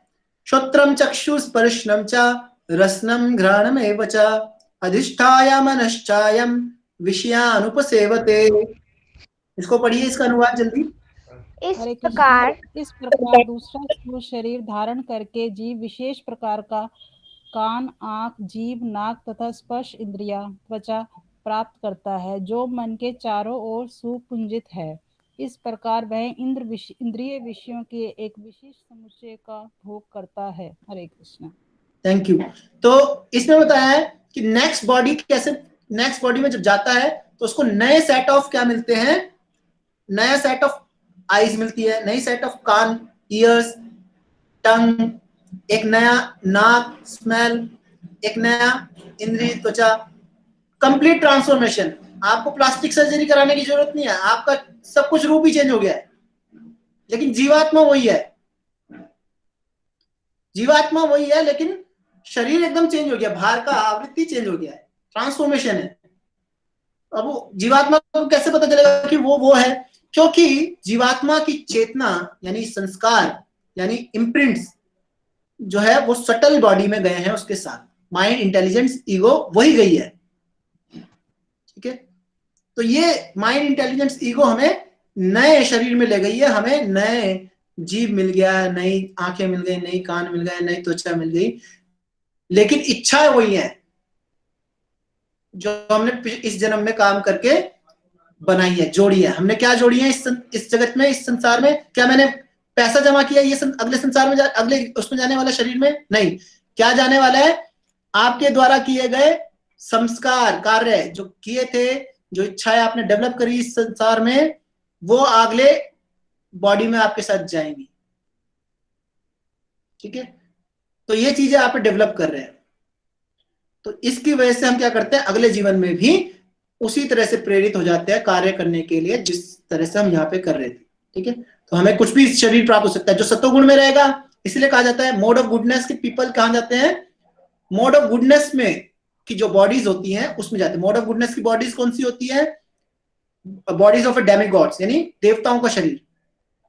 ठीक है, इसलिए हम कहते हैं स्वर्ग लोक में जाएंगे। स्वर्ग लोक में कौन जाएगा? जिसने मोड ऑफ गुडनेस का अनुसरण किया है, जिसने मोड ऑफ पैशन रजोगुण का वो किया है, तो रजोगुण की बॉडीज में जाएगा। वो रजोगुण की बॉडीज कौन सी है? Human bodies. ठीक है, there are 4 lakh species of humans, उसमें से डेमिगॉड्स भी हैं, उसमें से हम भी इंक्लूड होते हैं। और ज्यादा तमोगुण में है तो कौन सी एनिमल किंगडम में जन्म लेंगे। ठीक है, तो अपने एक्शन से हमें बहुत ज्यादा सचेत रहना चाहिए, क्योंकि एक्शंस क्रिएट कॉन्शियसनेस, चेतना, और चेतना carries us to new body. ठीक है, नाउ 10वां श्लोक। उत्क्रामंतम स्थितम वापि भुञ्जानं वा गुणान्वितं विमूढानानुपश्यन्ति पश्यन्ति ज्ञान चक्षुषा। तो अब ये क्यों नहीं समझ पाते? ये इतना सिंपल है, बताया भगवान ने, सिंपल सा फॉर्मूला दिया, लेकिन हम क्यों नहीं समझ पाते? इसका आंसर इस श्लोक में पढ़िए। मूर्ख ना तो समझ पाते हैं कि जीव किस प्रकार अपना शरीर त्याग सकता है, ना ही वह यह समझ पाते हैं कि प्रकृति के गुणों के अधीन वह किस तरह के शरीर का भोग करता है। लेकिन जिसकी आंखें ज्ञान में प्रशिक्षित होती हैं वह यह सब देख सकता है। Thank you. तो क्यों नहीं समझ आता है कि भाई हमारी बॉडी ट्रांसमाइग्रेट, मतलब हम ट्रांसमाइग्रेट हो रहे हैं एक बॉडी से दूसरी बॉडी में? Because there is no education, no training in this science. इसीलिए प्रभुपाद कहा करते थे इस संसार में अलग अलग डिपार्टमेंट ऑफ नॉलेज हैं जो समझा रहे हैं कि भाई कैसे मटेरियल एडवांसमेंट करना है, लेकिन कोई ये नहीं समझा रहा कि किस प्रकार से हम अपनी बॉडीज को चेंज कर रहे हैं। इस साइंस को कोई नहीं समझा रहा। भगवान स्वयं कह रहे हैं विमूढ़ा अनानुपश्यन्ति, मूर्ख नहीं समझ सकते, बिकॉज पश्यन्ति ज्ञान चक्षुषा, क्योंकि उन्होंने नॉलेज, आईज ऑफ नॉलेज, यानी उनको ट्रेनिंग ही नहीं मिली, प्रशिक्षण ही नहीं मिला। यहां हम देखते हैं कि there are lot of departments जिसपे ट्रेनिंग दी जाती है। जैसे कोई इलेक्ट्रॉनिक्स इंजीनियर है तो वो इलेक्ट्रिसिटी पे या ट्रांसफॉर्मर्स पे विभिन्न तरह से रिसर्च कंडक्ट करता है, लेकिन हम करंट तो हम देखते नहीं है, लेकिन समझ जाते हैं ना कि इलेक्ट्रिकल इंजीनियर समझता है कि करंट का इफेक्ट दिखता है क्या, कि अगर आपने करंट की वायर को छुआ है तो आपको क्या मिलेगा? झटका मिलेगा। और क्या? फैन रोटेट कर रहा है। ये सब किसकी वजह से हो रहा है? करंट के कारण। तो हमें करंट की प्रेजेंस पता चल जाता है। ऐसे ही हम एयर नहीं देखते, लेकिन एयर की चीज को महसूस करते हैं, इफेक्ट को महसूस करते हैं। वैसे ही ट्रांसफॉर्मेशन क्या बॉडी के अंदर हो रहा है, वो किसके कारण हो रहा है? सोल की वजह से हो रहा है। तो इसको समझना है। और क्यों नहीं समझ पाते? क्योंकि हम प्रकृति के 3 गुणों से अधीन है। जब तक हमें कोई बताएगा नहीं जो प्रकृति के 3 गुणों से बाहर है, जो गुरुजन है भगवत गीता से जो पढ़ा रहे हैं, तो वो क्या होगा? हमें तब तक कुछ समझ नहीं आएगा। कि we are born in ignorance, यानी हम अंधकार में जन्म लिया है। ठीक है, और ये आई ओपनिंग कौन करा रहे हैं? भगवत गीता, साधु और भक्त। ठीक है, अब आगे बढ़ते हैं। फिर क्या करें? और कौन नहीं देख पाएगा?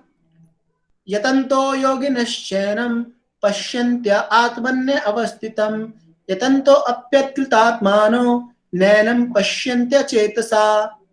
पढ़िए, और कौन नहीं समझ पा सकता इसे? आत्म साक्षात्कार को प्राप्त प्रयत्नशील योगी जन यह सब स्पष्ट रूप से देख सकते हैं, लेकिन जिनके मन विकसित नहीं है और जो आत्म साक्षात्कार को प्राप्त नहीं है, वे प्रयत्न करके भी यह नहीं देख सकते कि क्या हो रहा है। हरे कृष्णा। Thank you. तो जो अपने हरे कृष्णा प्रभु जी। हाँ जी। प्रभु जी 1 मिनट, एक बच्ची है जो ट्रांसलेट करती है, आप उस बच्ची को ही मौका दीजिए, क्योंकि बच्चे जब तक आगे नहीं बढ़ेंगे, हमको तो ठीक है थोड़ा बहुत ज्ञान हो गया है, पर ये बच्ची ज्ञान लेना चाहती है, तो मेरी आपसे यही विनती है कि आप उसको ही मौका दें ट्रांसलेट करने का।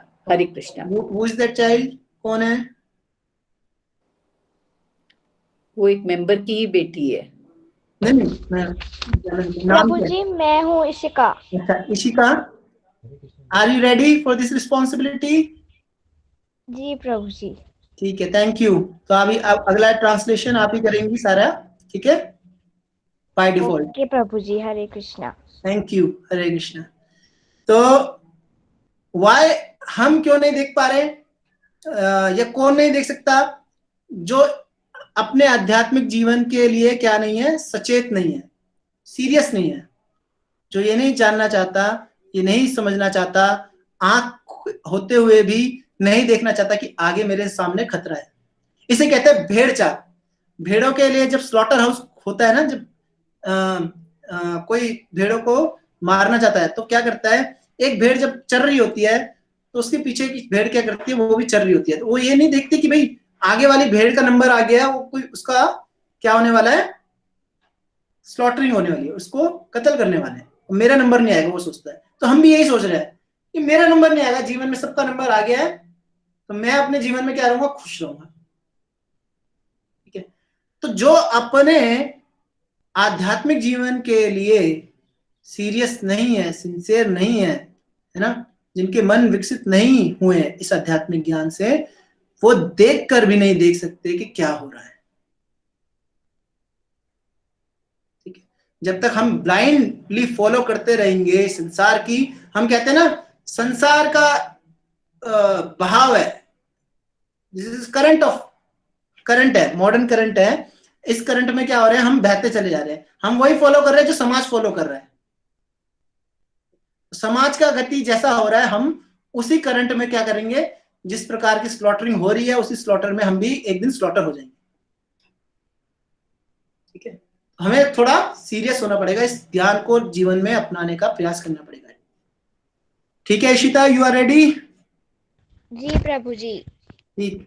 यदादित्यगतं तेजो जगत भास्यते अखिलम यच्चंद्रमसि यच्चाग्नो तत्तेजो विद्धि मामकम। पढ़िए। सूर्य का तेज जो सारे विश्व के अंधकार को दूर करता है मुझसे ही निकलता है, चंद्रमा तथा अग्नि के तेज भी मुझसे उत्पन्न है। Thank you. हरे कृष्णा। हरे कृष्णा। तो भगवान बता रहे हैं कि सूर्य का तेज जो सारे विश्व का अंधकार दूर करता है मुझसे ही निकलता है, चंद्रमा तथा अग्नि का तेज भी मुझसे उत्पन्न होता है। तो भगवान बता रहे हैं कि मैं जो हूं इसके पीछे हूं। आप ये मत सोचिए सूर्य है जो कई सालों से, देखिए हम आजकल क्या कर रहे हैं, मॉडर्न साइंस क्या कर रही है, रिन्यूएबल सोर्स ऑफ एनर्जी को ढूंढ रही है। तो उनको सबसे समझ आया क्या सूर्य एक बहुत अच्छा सोर्स है रिन्यूएबल सोर्स ऑफ एनर्जी का। ठीक है, सूर्य की रोशनी, एक सूर्य ऐसा पुंज है जो कितने करोड़ों सालों से हमें एनर्जी दे रहा है और कितने करोड़ों सालों तक देता रहेगा। क्या मैंने उस पर आग लगाई है या आप सब में से किसी ने इग्नाइट किया है? नहीं। कहां से हुआ है? नेचर। हमारे पास जवाब नहीं होता तो क्या होता है? केवल नेचर। भगवान कहते हैं हु इज बिहाइंड नेचर? मैं। भगवान कहते हैं मैं हूं जो नेचर के पीछे, जो सेट किया है मोशन में नेचर को। ठीक है, ठीक है। तो भगवान कहते हैं मम माया, मेरी माया है और मेरी प्रकृति है। तो भगवान ने सेट किया हमें शुरू से, हर चीज के लिए, हमारी रिसोर्सेज के लिए, हमारी जो जरूरतें हैं उसको पूरा किया भगवान ने। सूर्य दिया है जो सोर्स ऑफ एनर्जी है। सूर्य की एनर्जी से क्या होता है? फोटोसिंथेसिस करके क्या होता है, पेड़ हमारे लिए खाना देते हैं या अन्न उत्पन्न करते हैं। या क्या हम अपने लिए हम अन्न उत्पन्न करते हैं? नहीं, हम तो ट्रांसफॉर्म करते हैं। हम कुछ बीज डालते हैं, पानी डालते हैं, हमें ये तो पता नहीं कैसे होता है, लेकिन वो करते हैं और उसके बाद क्या होता है, अन्न उत्पन्न हो जाता है सूर्य की रोशनी के कारण। राइट अमाउंट में पानी दीजिए और आपके पास ऑटोमेटिकली अन्न आ जाएगा, सबको पता है, उसे खाएंगे हम। लेकिन क्रेडिट कौन लेते हैं? क्रेडिट किसको देते हैं? हम देते हैं ह्यूमंस को, साइंटिस्ट को। क्रेडिट उनका है। क्रेडिट साइंटिस्ट से ऊपर जिसने दिया था उनको क्रेडिट देना चाहिए। नेचर का कोई क्रेडिट नहीं है, भगवान का कोई क्रेडिट नहीं है, लेकिन क्रेडिट किसका है? साइंटिस्ट का है। ठीक है, भगवान ने मून दिया, एक आर्टिफिशियल हमें उपग्रह दिया। आगे बताएंगे मून की क्या इंपॉर्टेंस है। मून की इंपॉर्टेंस ये है कि मून की वजह से वेजिटेशंस, यानी जो सब्जियों में रस आता है, जो टेस्ट है, वो मून के कारण है, मून की लाइट से। अगर आप कभी वेजिटेशन ग्रो करेंगे और उसको मून की लाइट ना दीजिए तो उसका टेस्ट जो है बिल्कुल अलग होगा। आप ट्राई कीजिएगा। ठीक है, वो टेस्ट जो है भगवान देने वाले हैं। चंद्र और अग्नि की उष्णता और जो लाइट और सोर्स ऑफ लाइट है, अग्नि का जो हीट है, वो भी भगवान की शक्ति से हो रहा है। ठीक है, वो ना हीट मैंने प्रोड्यूस किया है ना साइंटिस्टों ने प्रोड्यूस किया है। उन्होंने डिस्कवर किया कि लाइट में जो है, ये हीट में, अग्नि में क्या होता है, फायर में हीट एंड लाइट होती है। ठीक है, दे जस्ट डिस्कवर्ड इट। लेकिन ये पहले से भी था, आज से पहले भी था। सब कुछ भगवान की कृपा से हमें प्राप्त हुआ है, लेकिन हम भगवान को क्रेडिट देने की बजाय क्या करते हैं, क्रेडिट छीन लेते हैं।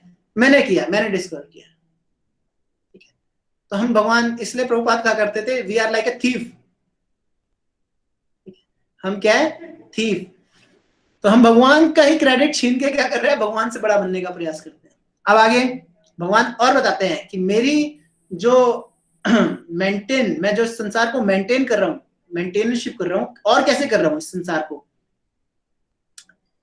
गामा विषय च भूतानि धार्यम अहम ओजसा उष्णामि चौषधि सर्वा सोमो भूत्वा रसात्मका। पढ़िए इशिता। मैं प्रत्येक लोक में प्रवेश करता हूँ और मेरी शक्ति से सारे लोग अपनी कक्षा में स्थित रहते हैं। मैं चंद्रमा बनकर समस्त वनस्पतियों को जीवन रस प्रदान करता हूँ। Thank you. तो भगवान कह रहे हैं इस पृथ्वी को, इतने बड़े बड़े प्लैनेट्स को अपनी एक्सिस में घूम रही है, सूर्य के चारों ओर चक्कर लगा रही है। क्यों लगा रही है? आज तक कभी स्टॉप नहीं हुई, आज तक रिवॉल्व होना कम नहीं हुआ। जब हम फुटबॉल को भी या बास्केटबॉल को भी उंगलियों में घुमाते हैं तो एक समय बाद वो बंद हो जाती है। लेकिन इतना बड़ा मास, इतना बड़ा भार हवा में तैर रहा है, किसके कारण तैर रहा है? भगवान कह रहे हैं मेरे कारण, मेरी शक्ति के कारण। आज तक कभी रुकी नहीं है पृथ्वी, आज तक घूमती जा रही है, घूमती जा रही है, कभी इधर से उधर नहीं होती, टस से मस नहीं होती, एक ऑप्टिमम डिस्टेंस पे रहती है, ठीक है। दूसरे प्लैनेट भी अपने ऑप्टिमम डिस्टेंस पे रहते हैं, कोई एक प्लैनेट दूसरे प्लैनेट से टकरा नहीं रहा, ठीक है। ये किसके कारण है? भगवान कह रहे हैं मेरे कारण है। और चंद्रमा बनकर भगवान क्या कर रहे हैं, जीवन रस, जो टेस्ट है, जो वेजिटेशन में टेस्ट है, वो भी भगवान ही कृपा से मिल पा रहा है, ठीक है। आगे भगवान क्या कह रहे हैं, अहम वैश्वनारो भूत्वा प्राणिनां देहम आश्रिता प्राणापान समायुक्ता पंचामे अन्नम चतुर्विधम। पढ़िए। हरे कृष्णा। मैं समस्त जीवों के शरीरों में पाचन अग्नि वैश्वानर हूँ और मैं श्वास प्रवास प्राण वायु में रहकर 4 प्रकार के अन्नों को पचाता हूँ। हरे कृष्णा। Thank you. भगवान कह रहे हैं कि वो तो छोड़ो, ये तो बाहर की बात हो गई, आउट ऑफ स्पेस, हमें कुछ लेना देना नहीं हुआ शायद। लेकिन भगवान कह रहे हैं आपके शरीर के अंदर भी मेरा रोल है। क्या रोल है? कह रहे हैं जो अग्नि हमारे शरीर के अंदर है, अग्नि मतलब हम जब पढ़ते हैं तो साइंटिफिक टर्मिनोलॉजी में भी कहते हैं कि हमारे अंदर क्या है, एसिड्स है जो हेल्प करते हैं किसको, खाना पचाने में। देयर इज बाइल सिक्रेशन, जो लीवर है कुछ ऐसे रसों को निकालते हैं जो हमारे को डाइजेशन करने में हेल्प करते हैं। ये कौन निकाल रहा है? क्या साइंटिस्ट निकालते हैं आपके पेट में जाके इंजेक्शन लगा के? नहीं, ये क्या कौन कर रहा है? भगवान कर रहे हैं। भगवान कह रहे हैं वो आपके पेट के अंदर भी मैं उपस्थित होके पचा रहा हूं। वो अग्नि मैं प्रोवाइड नहीं करता तो नहीं पच पाता, ठीक है। और इनहेलेशन और एक्सहेलेशन यानी प्राण वायु में, श्वास प्रश्वास में भी मेरी उपस्थिति के कारण ही अन्न को पचाया जा सकता है, ठीक है। ये सब ऑटोमेटिकली हो रहे हैं। हम, ये वंडर ऑफ लाइफ है ना। अगर हम इस पे थोड़ा भी सोचेंगे तो क्या होगा, ऐसा लगेगा ये सब हो कैसे रहा है। भगवान कह रहे हैं ये सब मेरी कृपा से हो रहा है, ठीक है। और भगवान क्या कह रहे हैं आगे, सर्वस्य चाहम हृदय सन्नविष्टो मता स्मृतिर्ज्ञानमपोहनम च वेदेश्च सर्वैरहमेव वेद्यो वेदांत कृत्वेद विदेव चाहम। अब भगवान बता रहे हैं कि वेदों का क्या निष्कर्ष है, फिर वेदों को क्यों समझना चाहिए, क्या मतलब है वेदों का इस संसार में, ठीक है। संसार में आ गए हैं, संसार में हम एक शरीर से दूसरा शरीर ले रहे हैं, तो वेदों से क्या फायदा होने वाला है भगवान बता रहे हैं, और वेदों का क्या निष्कर्ष है, क्या कारण है वेदों को होने का। पढ़िए ऋषिका। हरे कृष्णा। मैं प्रत्येक जीव के हृदय में आसीन हूँ और मुझ से ही स्मृति ज्ञान तथा विस्मृति होती है। मैं ही वेदों के द्वारा जानने योग्य हूँ। निस्संदेह मैं वेदांत का स्खलन करता तथा समस्त वेदों का जानने वाला हूँ। हरे कृष्णा। Thank you. तो भगवान कह रहे हैं वेदों को क्यों दिया भगवान ने, कि सभी के हृदय में, यानी हम सब जीवात्मा हो जो हम शरीरधारी हैं, उनके हृदय में कौन है? भगवान है। और क्या है? भगवान की वजह से ही हमें स्मृति यानी मेमोरी, क्या ज्ञान यानी नॉलेज, और तीसरा विस्मृति यानी फॉरगेटफुलनेस, तीनों चीजें भगवान की कृपा से ही होती है। हर रात को हम सोते हैं, हमें फॉरगेटफुलनेस होता है। क्यों? क्योंकि पिछले दिन की कोई टेंशन, कोई बैड एक्सपीरियंस, साल भर पुराना बैड एक्सपीरियंस, वो क्या होता है, हम भूल जाते हैं, भूल सकते हैं। क्यों? क्योंकि भगवान की कृपा से। या अपना पुराना जीवन भूल जाते हैं, ट्रॉमेटिक चीजें भूल जाते हैं पिछले जीवन की। वो क्यों? भगवान की कृपा से। और भगवान हमें स्मृति कैसे देते हैं? जब हम अपनी बॉडी चेंज करते हैं तो भगवान हमें वैसे ही इंक्लिनेशन प्रोवाइड करते हैं जैसे हमने कार्य किए थे। और भगवान ही कभी कभी हमें क्या देते हैं? इंस्पिरेशन देते हैं अंदर से। कई बार आप सबने भी रियलाइज किया होगा कि हमें अंदर से इंस्पिरेशन आती है कि I should do like this, मुझे ये करना चाहिए, अब मुझे ये करना चाहिए। तो ये सब भगवान हमें क्या करते हैं? इंस्पिरेशन देते हैं। भगवान की कृपा से हमें इंक्लिनेशंस भी प्रोवाइड होती है और भगवान की कृपा से हमें फॉरगेटफुलनेस भी प्रोवाइड होती है। तीनों भगवान की मर्जी है। और भगवान कहाँ स्थित है? हमारे हृदय, यानी मन, बुद्धि, माइंड, इंटेलिजेंस और ईगो के अंदर भगवान हमारे साथ ही उपस्थित है। और वेदों को क्या पर्पस है? आप बोले कि मैंने तो सारे वेद पढ़े हैं, कई somebody can say मैंने वेद पढ़े हैं। तो बोले कि अगर वेदों में आपने पढ़कर ये नहीं जाना कि भगवान कौन है, कहाँ रहते हैं, भगवान की क्या क्रियाकलाप है, उनकी क्रियाकलापों को समझकर गुणगान करके मैं इस संसार से छूट सकता हूं, तो भगवान ने कहा इट्स ऑल इन वेन, आपकी सारी पढ़ाई खराब, जीरो। ठीक है, अगर भगवान को नहीं जाना वेदों में। ठीक है, तो ज्यादातर वेदवादी, वेद शास्त्री इसीलिए मात खा जाते हैं, इसीलिए संसार में पड़े रहते हैं, इसीलिए कुछ ना कुछ फंस जाते हैं। क्यों? क्योंकि वो भगवान को नहीं जानते, भगवान की सेवा को स्वीकार नहीं करते। इस शास्त्रों का, वेदों का भगवान ने क्यों दिया है हमें?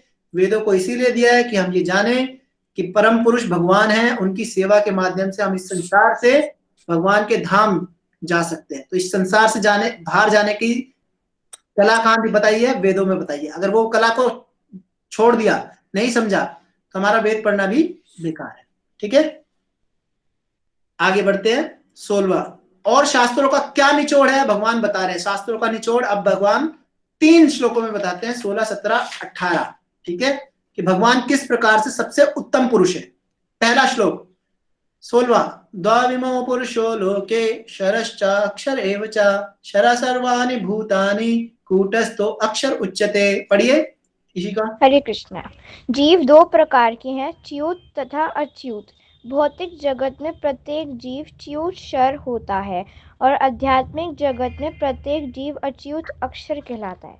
अब 7 में पढ़ते हैं 18वां, उत्तमा पुरुषवस्त्वन्या परमात्मेति उदारता यो लोकत्रमाविश्या विभर्ते अव्यय ईश्वरा। पढ़िए।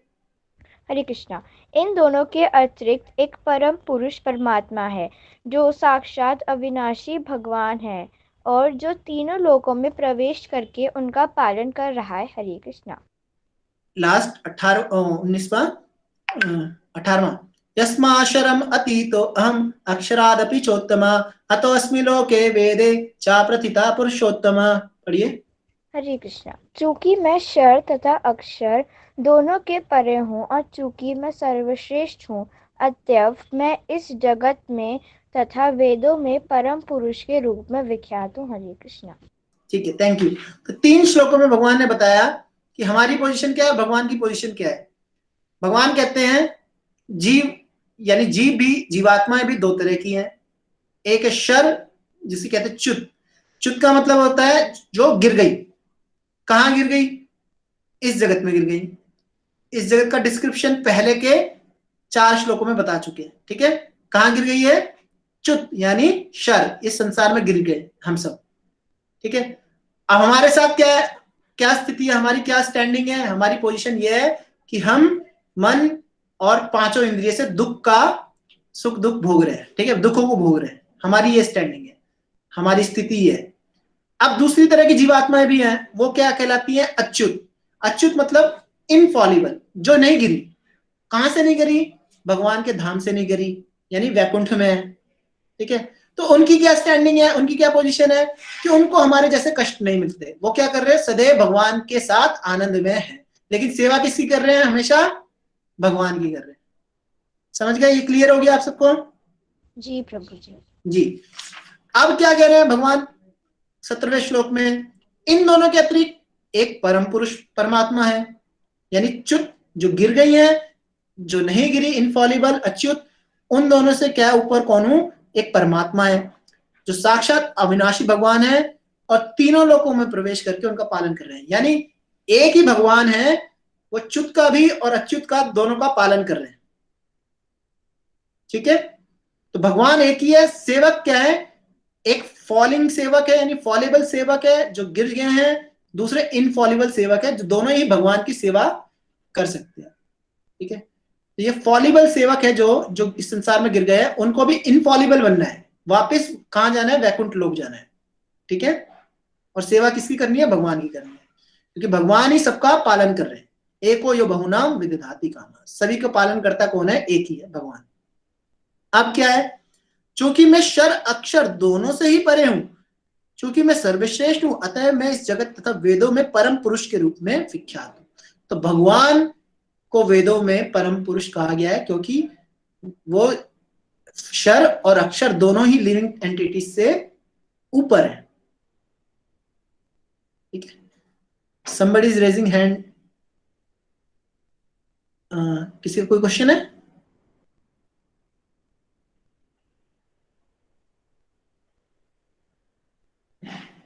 हाँ, ठीक है, आगे बढ़ते हैं। 2 श्लोक करके सभी जो है क्वेश्चन आंसर सेशन में पार्टिसिपेट करते, कोई क्वेश्चन है पूछ सकते हैं। ठीक है, युमामेव सम्मूढ़ो जानाति पुरुषोत्तमं सा सर्वविद भजति मां सर्वभावेन भारत। पढ़िए शिखा। हरे कृष्णा। जो कोई भी मुझे संजय रहित होकर पुरुषोत्तम भगवान के रूप में जानता है, वह सब कुछ जानने वाला है। अतएव हे भरत पुत्र, वह व्यक्ति मेरी पूर्ण शक्ति में रत होता है। भक्ति। और लास्ट श्लोक है, इति गुह्यतमं शास्त्रम इदं मुक्तम मया नघा एतद् बुद्ध्वा बुद्धिमान् स्यात् कृतकृतयश्च भारत। पढ़िए। हे अंश, यह वैदिक शास्त्रों का सर्वाधिक गुप्त अंश है जिसे मैंने अब प्रकट किया है। जो कोई इसे समझता है वह बुद्धिमान हो जाएगा और उसके प्रयास पूर्ण होंगे। हरे कृष्णा। ठीक है, थैंक यू। तो भगवान बता रहे हैं लास्ट 2 श्लोकों में, जो इस संदेश को समझ गया वो किस प्रकार प्रगति करेगा और इसका श्रुति फल क्या है। ये 15वें अध्याय को जो जान गया वो उसका क्या प्राप्त होगा उसे। भगवान 19वें अध्याय में 19 श्लोक में बता रहे हैं, जो कोई भगवान के संदेश पे संशय नहीं करेगा, भगवान जो बोल रहे हैं सही बोल रहे हैं या गलत बोल रहे हैं, भाई मैं जो है भगवान है कि नहीं है, या कृष्ण भगवान है कि नहीं है, अगर कोई इस पे संशय नहीं रखता, नहीं मान लेता कि भगवान कृष्ण है, वह सब कुछ जानने वाला है। अगर जिसको विश्वास हो गया उससे सब कुछ ज्ञान हो गया। ठीक है, अतः हे भरत पुत्र, वह मेरी पूर्ण भक्ति में रत रहता है। जिसको भगवान के इस संदेश पे विश्वास हो गया वो बिना किसी भय के या बिना किसी डेविएशन के क्या होगा? भक्ति में फिक्स हो जाएगा, अगर उसको कोई भरोसा हो गया किसी प्रकार से इस संदेश पे। दूसरा क्या कह रहे हैं? हे अनगा, हे पाप मुक्त, यानी अर्जुन को बोल रहे हैं कि वैदिक शास्त्रों का सर्वाधिक गुप्त अंश ये है जो मैंने आपको बताया, जिसे अभी मैंने प्रकट किया है। जो कोई इसे समझता है वह बुद्धिमान हो जाएगा। जो कोई इस चीज को समझ जाएगा वो बुद्धिमान हो जाएगा और उसके प्रयास इस संसार में पूर्ण हो जाएंगे। ठीक है, जो कोई इस चीज को समझ जाएगा, एक तो वो बुद्धिमान व्यक्ति कहलाएगा, दूसरा उसकी जितने भी एंडेवर है वो सफल हो जाएंगे। तो भगवान इसका श्रुति फल बता रहे हैं। और क्यों अनघा बोल रहे हैं भगवान अर्जुन को? क्योंकि भगवान हमें भी प्रेरित कर रहे हैं कि आप भी पाप कृत्यों से ऊपर उठोगे अगर आप भक्ति की शरण लोगे या इस संदेश की शरण लोगे।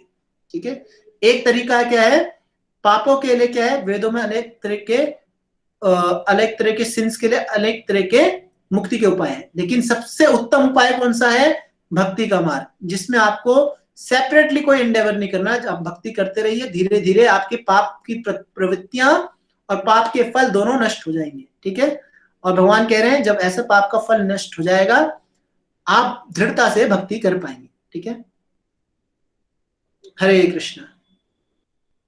आप किसी का कोई क्वेश्चन है? आज ये 15वां अध्याय था। हरे कृष्णा प्रभु जी। जी संजय प्रभु जी। जी हाँ, हरे कृष्णा प्रभु जी। हाँ जी। प्रभु जी मेरे दो क्वेश्चन है। पहला है प्रभु जी, आपने बताया कि हमारी इच्छा की वजह से हम लोग यहाँ पर आए, जी मतलब हम बैकुंठ से अपनी इच्छा से यहाँ पर आए, ऐसा ही है ना प्रभु जी? तो अब हम लोग फिर से बैकुंठ जाने की एक इच्छा करें तभी हम जा पाएंगे, और हमारी दोबारा से अगर इच्छा ये हो गई कि हम वापस इस भूलोक पे आ जाएं, तो प्रभु जी ये चक्कर तो समाप्त नहीं हुआ। और प्रभु दूसरा क्वेश्चन है प्रभु जी कि हमारे हृदय में परमात्मा है कि भगवान है, प्लीज इसको क्लैरिफाई कर दीजिए। ठीक, थैंक यू। तो संजय प्रभु का क्वेश्चन सबको क्लियर है कि there are two question, these are intelligent questions, thank you for raising this questions. पहला क्वेश्चन है कि जिस इच्छा के कारण हम यहाँ पे आए हैं, क्या वो द्वार से वो इच्छा नहीं हो सकती वापस जाके? पहला क्वेश्चन ये है। दूसरा क्या है, हमारे हृदय में परमात्मा या भगवान है? पहला क्वेश्चन का आंसर ये है कि भगवान भगवत गीता में कहते हैं, अगर यत गत्वा न निवृतन्ते तद्धाम परमम, कि हम अगर वापस वैकुंठ जगत चले गए तो भगवान कह रहे हैं वहां से वापस नहीं आएंगे। ये रिस्पॉन्सिबिलिटी कौन ले रहे हैं? भगवान ले रहे हैं, ठीक है ना, मैं ले रहा हूं। मैं अपनी रिस्पॉन्सिबिलिटी की वजह से आ गया हूं, लेकिन भगवान ने अगर मुझे एश्योरेंस दे दिया तो भगवान के वादे कभी झूठ नहीं होते, ठीक है। अगर मेरी इच्छा थी तो मेरी क्या होता है, एक बार बच्चा अगर कहता है कि मैं बिजली के सॉकेट में हाथ डाल लूं, ठीक है, तो कई बार हम पिता को पता है कि वो बिजली के सॉकेट में हाथ डालेगा तो क्या होगा, झटका खाएगा, इसलिए रोकते हैं उसे। लेकिन बच्चा क्या करता है, जानबूझ के करता है, नहीं डालूंगा डालूंगा डालूंगा डालूंगा, तो क्या करता है, अकेले में एक दिन क्या करता है, डाल देता है, उसे झटका लगेगा, झटका खाते ही वो क्या हो जाता है, सचेत हो जाता है। अगली बार से उसके पिताजी भी उसको बोलेंगे कि बेटा बिजली के सॉकेट में हाथ डालो, तो वो हाथ नहीं डालेगा, ठीक है।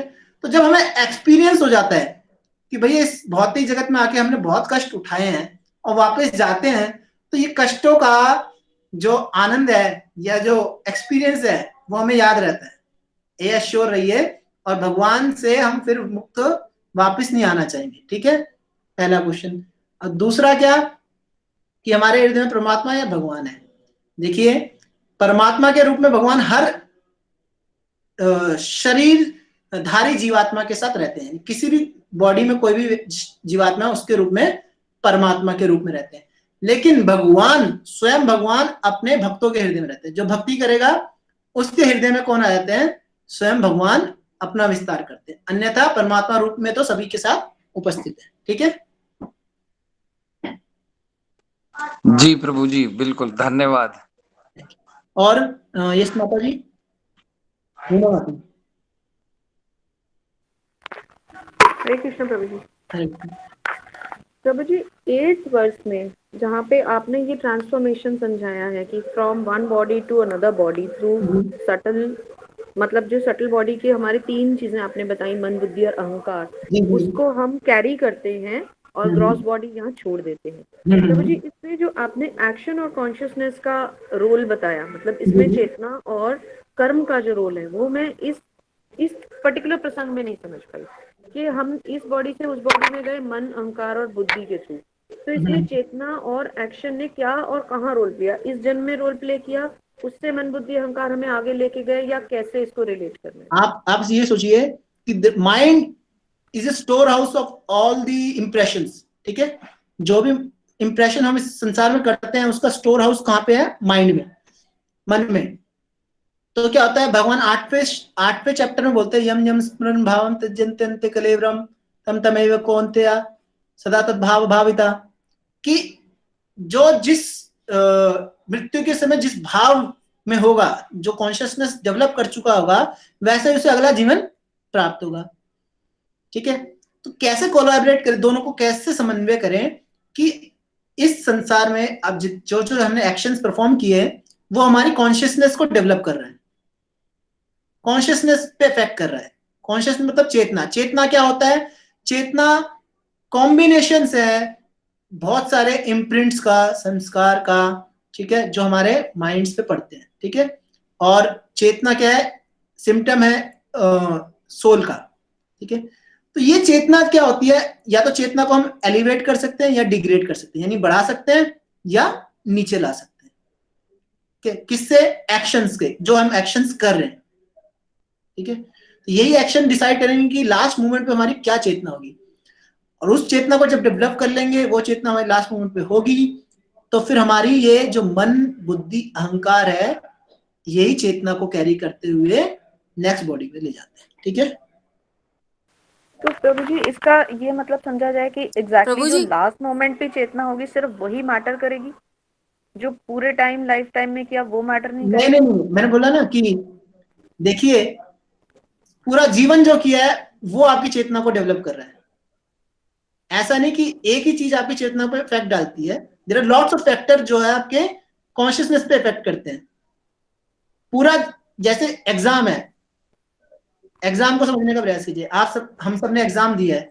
क्या मैं ये बोलूं कि एग्जाम में एकदम लास्ट मोमेंट में जो मेरे को दिमाग में क्लिक कर जाता है मैं वो लिख दूं तो मैं पास हो जाऊंगा? नहीं, लास्ट मोमेंट में क्लिक वही करेगा ना जो पूरा साल भर पढ़ा है, वैसा ही क्लिक करेगा ना। ऐसा थोड़ी ना कि एकदम लास्ट मोमेंट का इंतजार करूंगा कि भाई लास्ट मोमेंट पे एकदम क्लिक करेगा तो जादू होगा और मैं लास्ट मोमेंट पे डिसाइड रखूंगा अपना। नहीं, पूरे साल में भी कॉलेज गया हूँ, स्टूडेंट बन के गया हूँ, जो टीचर ने समझाया, पढ़ाया है, जो जीवन में समझा है, वो सारा फैक्टर जो है आपके जीवन के लास्ट मोमेंट पे काम आएगा, वो एग्जाम में भी काम आएगा। तो इसलिए जो जो हम चीजें करते हैं मृत्यु के समय सारी टेस्ट होती है। प्रभु जी, हरे कृष्णा प्रभु जी। जी किरण माता जी। हरे कृष्णा प्रभु जी। हाँ जी, हाँ जी, सुन रहा हूँ। एक क्वेश्चन है कि जो आपने बोला अक्षर, अक्षर और च्युत अच्युत, थोड़ा उसके बारे में एक्सप्लेन कर दीजिए, वो समझ नहीं आया थोड़ा। ठीक है, शर मतलब क्या? Falling, fallible. फॉलिबल बोले तो जो गिर गए हैं। ठीक है, अशर बोले तो अशर का मतलब इनफॉलिबल, जो नहीं गिरे हैं, जो नहीं गिर सकते हैं। तो जो गिर गए हैं, शर का मतलब जो च्युत हो गए हैं, जो गिर गए हैं, वो कहाँ गिर गए हैं? इस संसार में, जो हम इस जगत में, इस बॉडीज में के अंदर फंस गए हैं, जो गिर गए हैं। ठीक है, तो हम सभी क्या है? फॉलिबल है।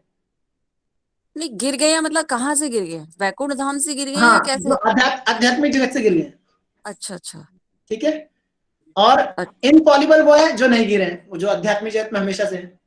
अच्छा, ठीक है, ठीक है, ठीक है। Hare Krishna. Thank you. Anybody else? और कोई क्वेश्चन?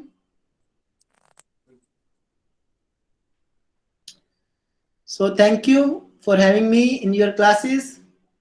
I've been obliged और मैं बहुत फॉर्चुनेट फील कर रहा हूँ कि आप सभी के मध्य में आया और कुछ भगवान के संदेश को दोहरा पाया। मैंने अपना नाम भी नहीं बताया। For that I am myself सर्वज्ञ दामोदर दास, और आप सभी इसका आशीर्वाद की याचना करता हूँ कि इसी प्रकार जीवन भर भगवान के संदेश को आगे बढ़ाते सकें। इशिका, हरे कृष्णा। हरे कृष्णा प्रभु जी, धन्यवाद। No Prabhu ji, no question. Are you clear some everything? जो सब कुछ था वो क्लियर हो चुका है आपको? जी प्रभु जी, क्लियर। Clear, okay, thanks. धन्यवाद प्रभु जी, सेवा हरे कृष्णा प्रभु जी। हरे कृष्णा। हरे कृष्णा प्रभु जी, दंडवत प्रणाम। हरे कृष्णा प्रभु जी, दंडवत प्रणाम। हरे Krishna. See you next Sunday. Hare Krishna. Hare Krishna.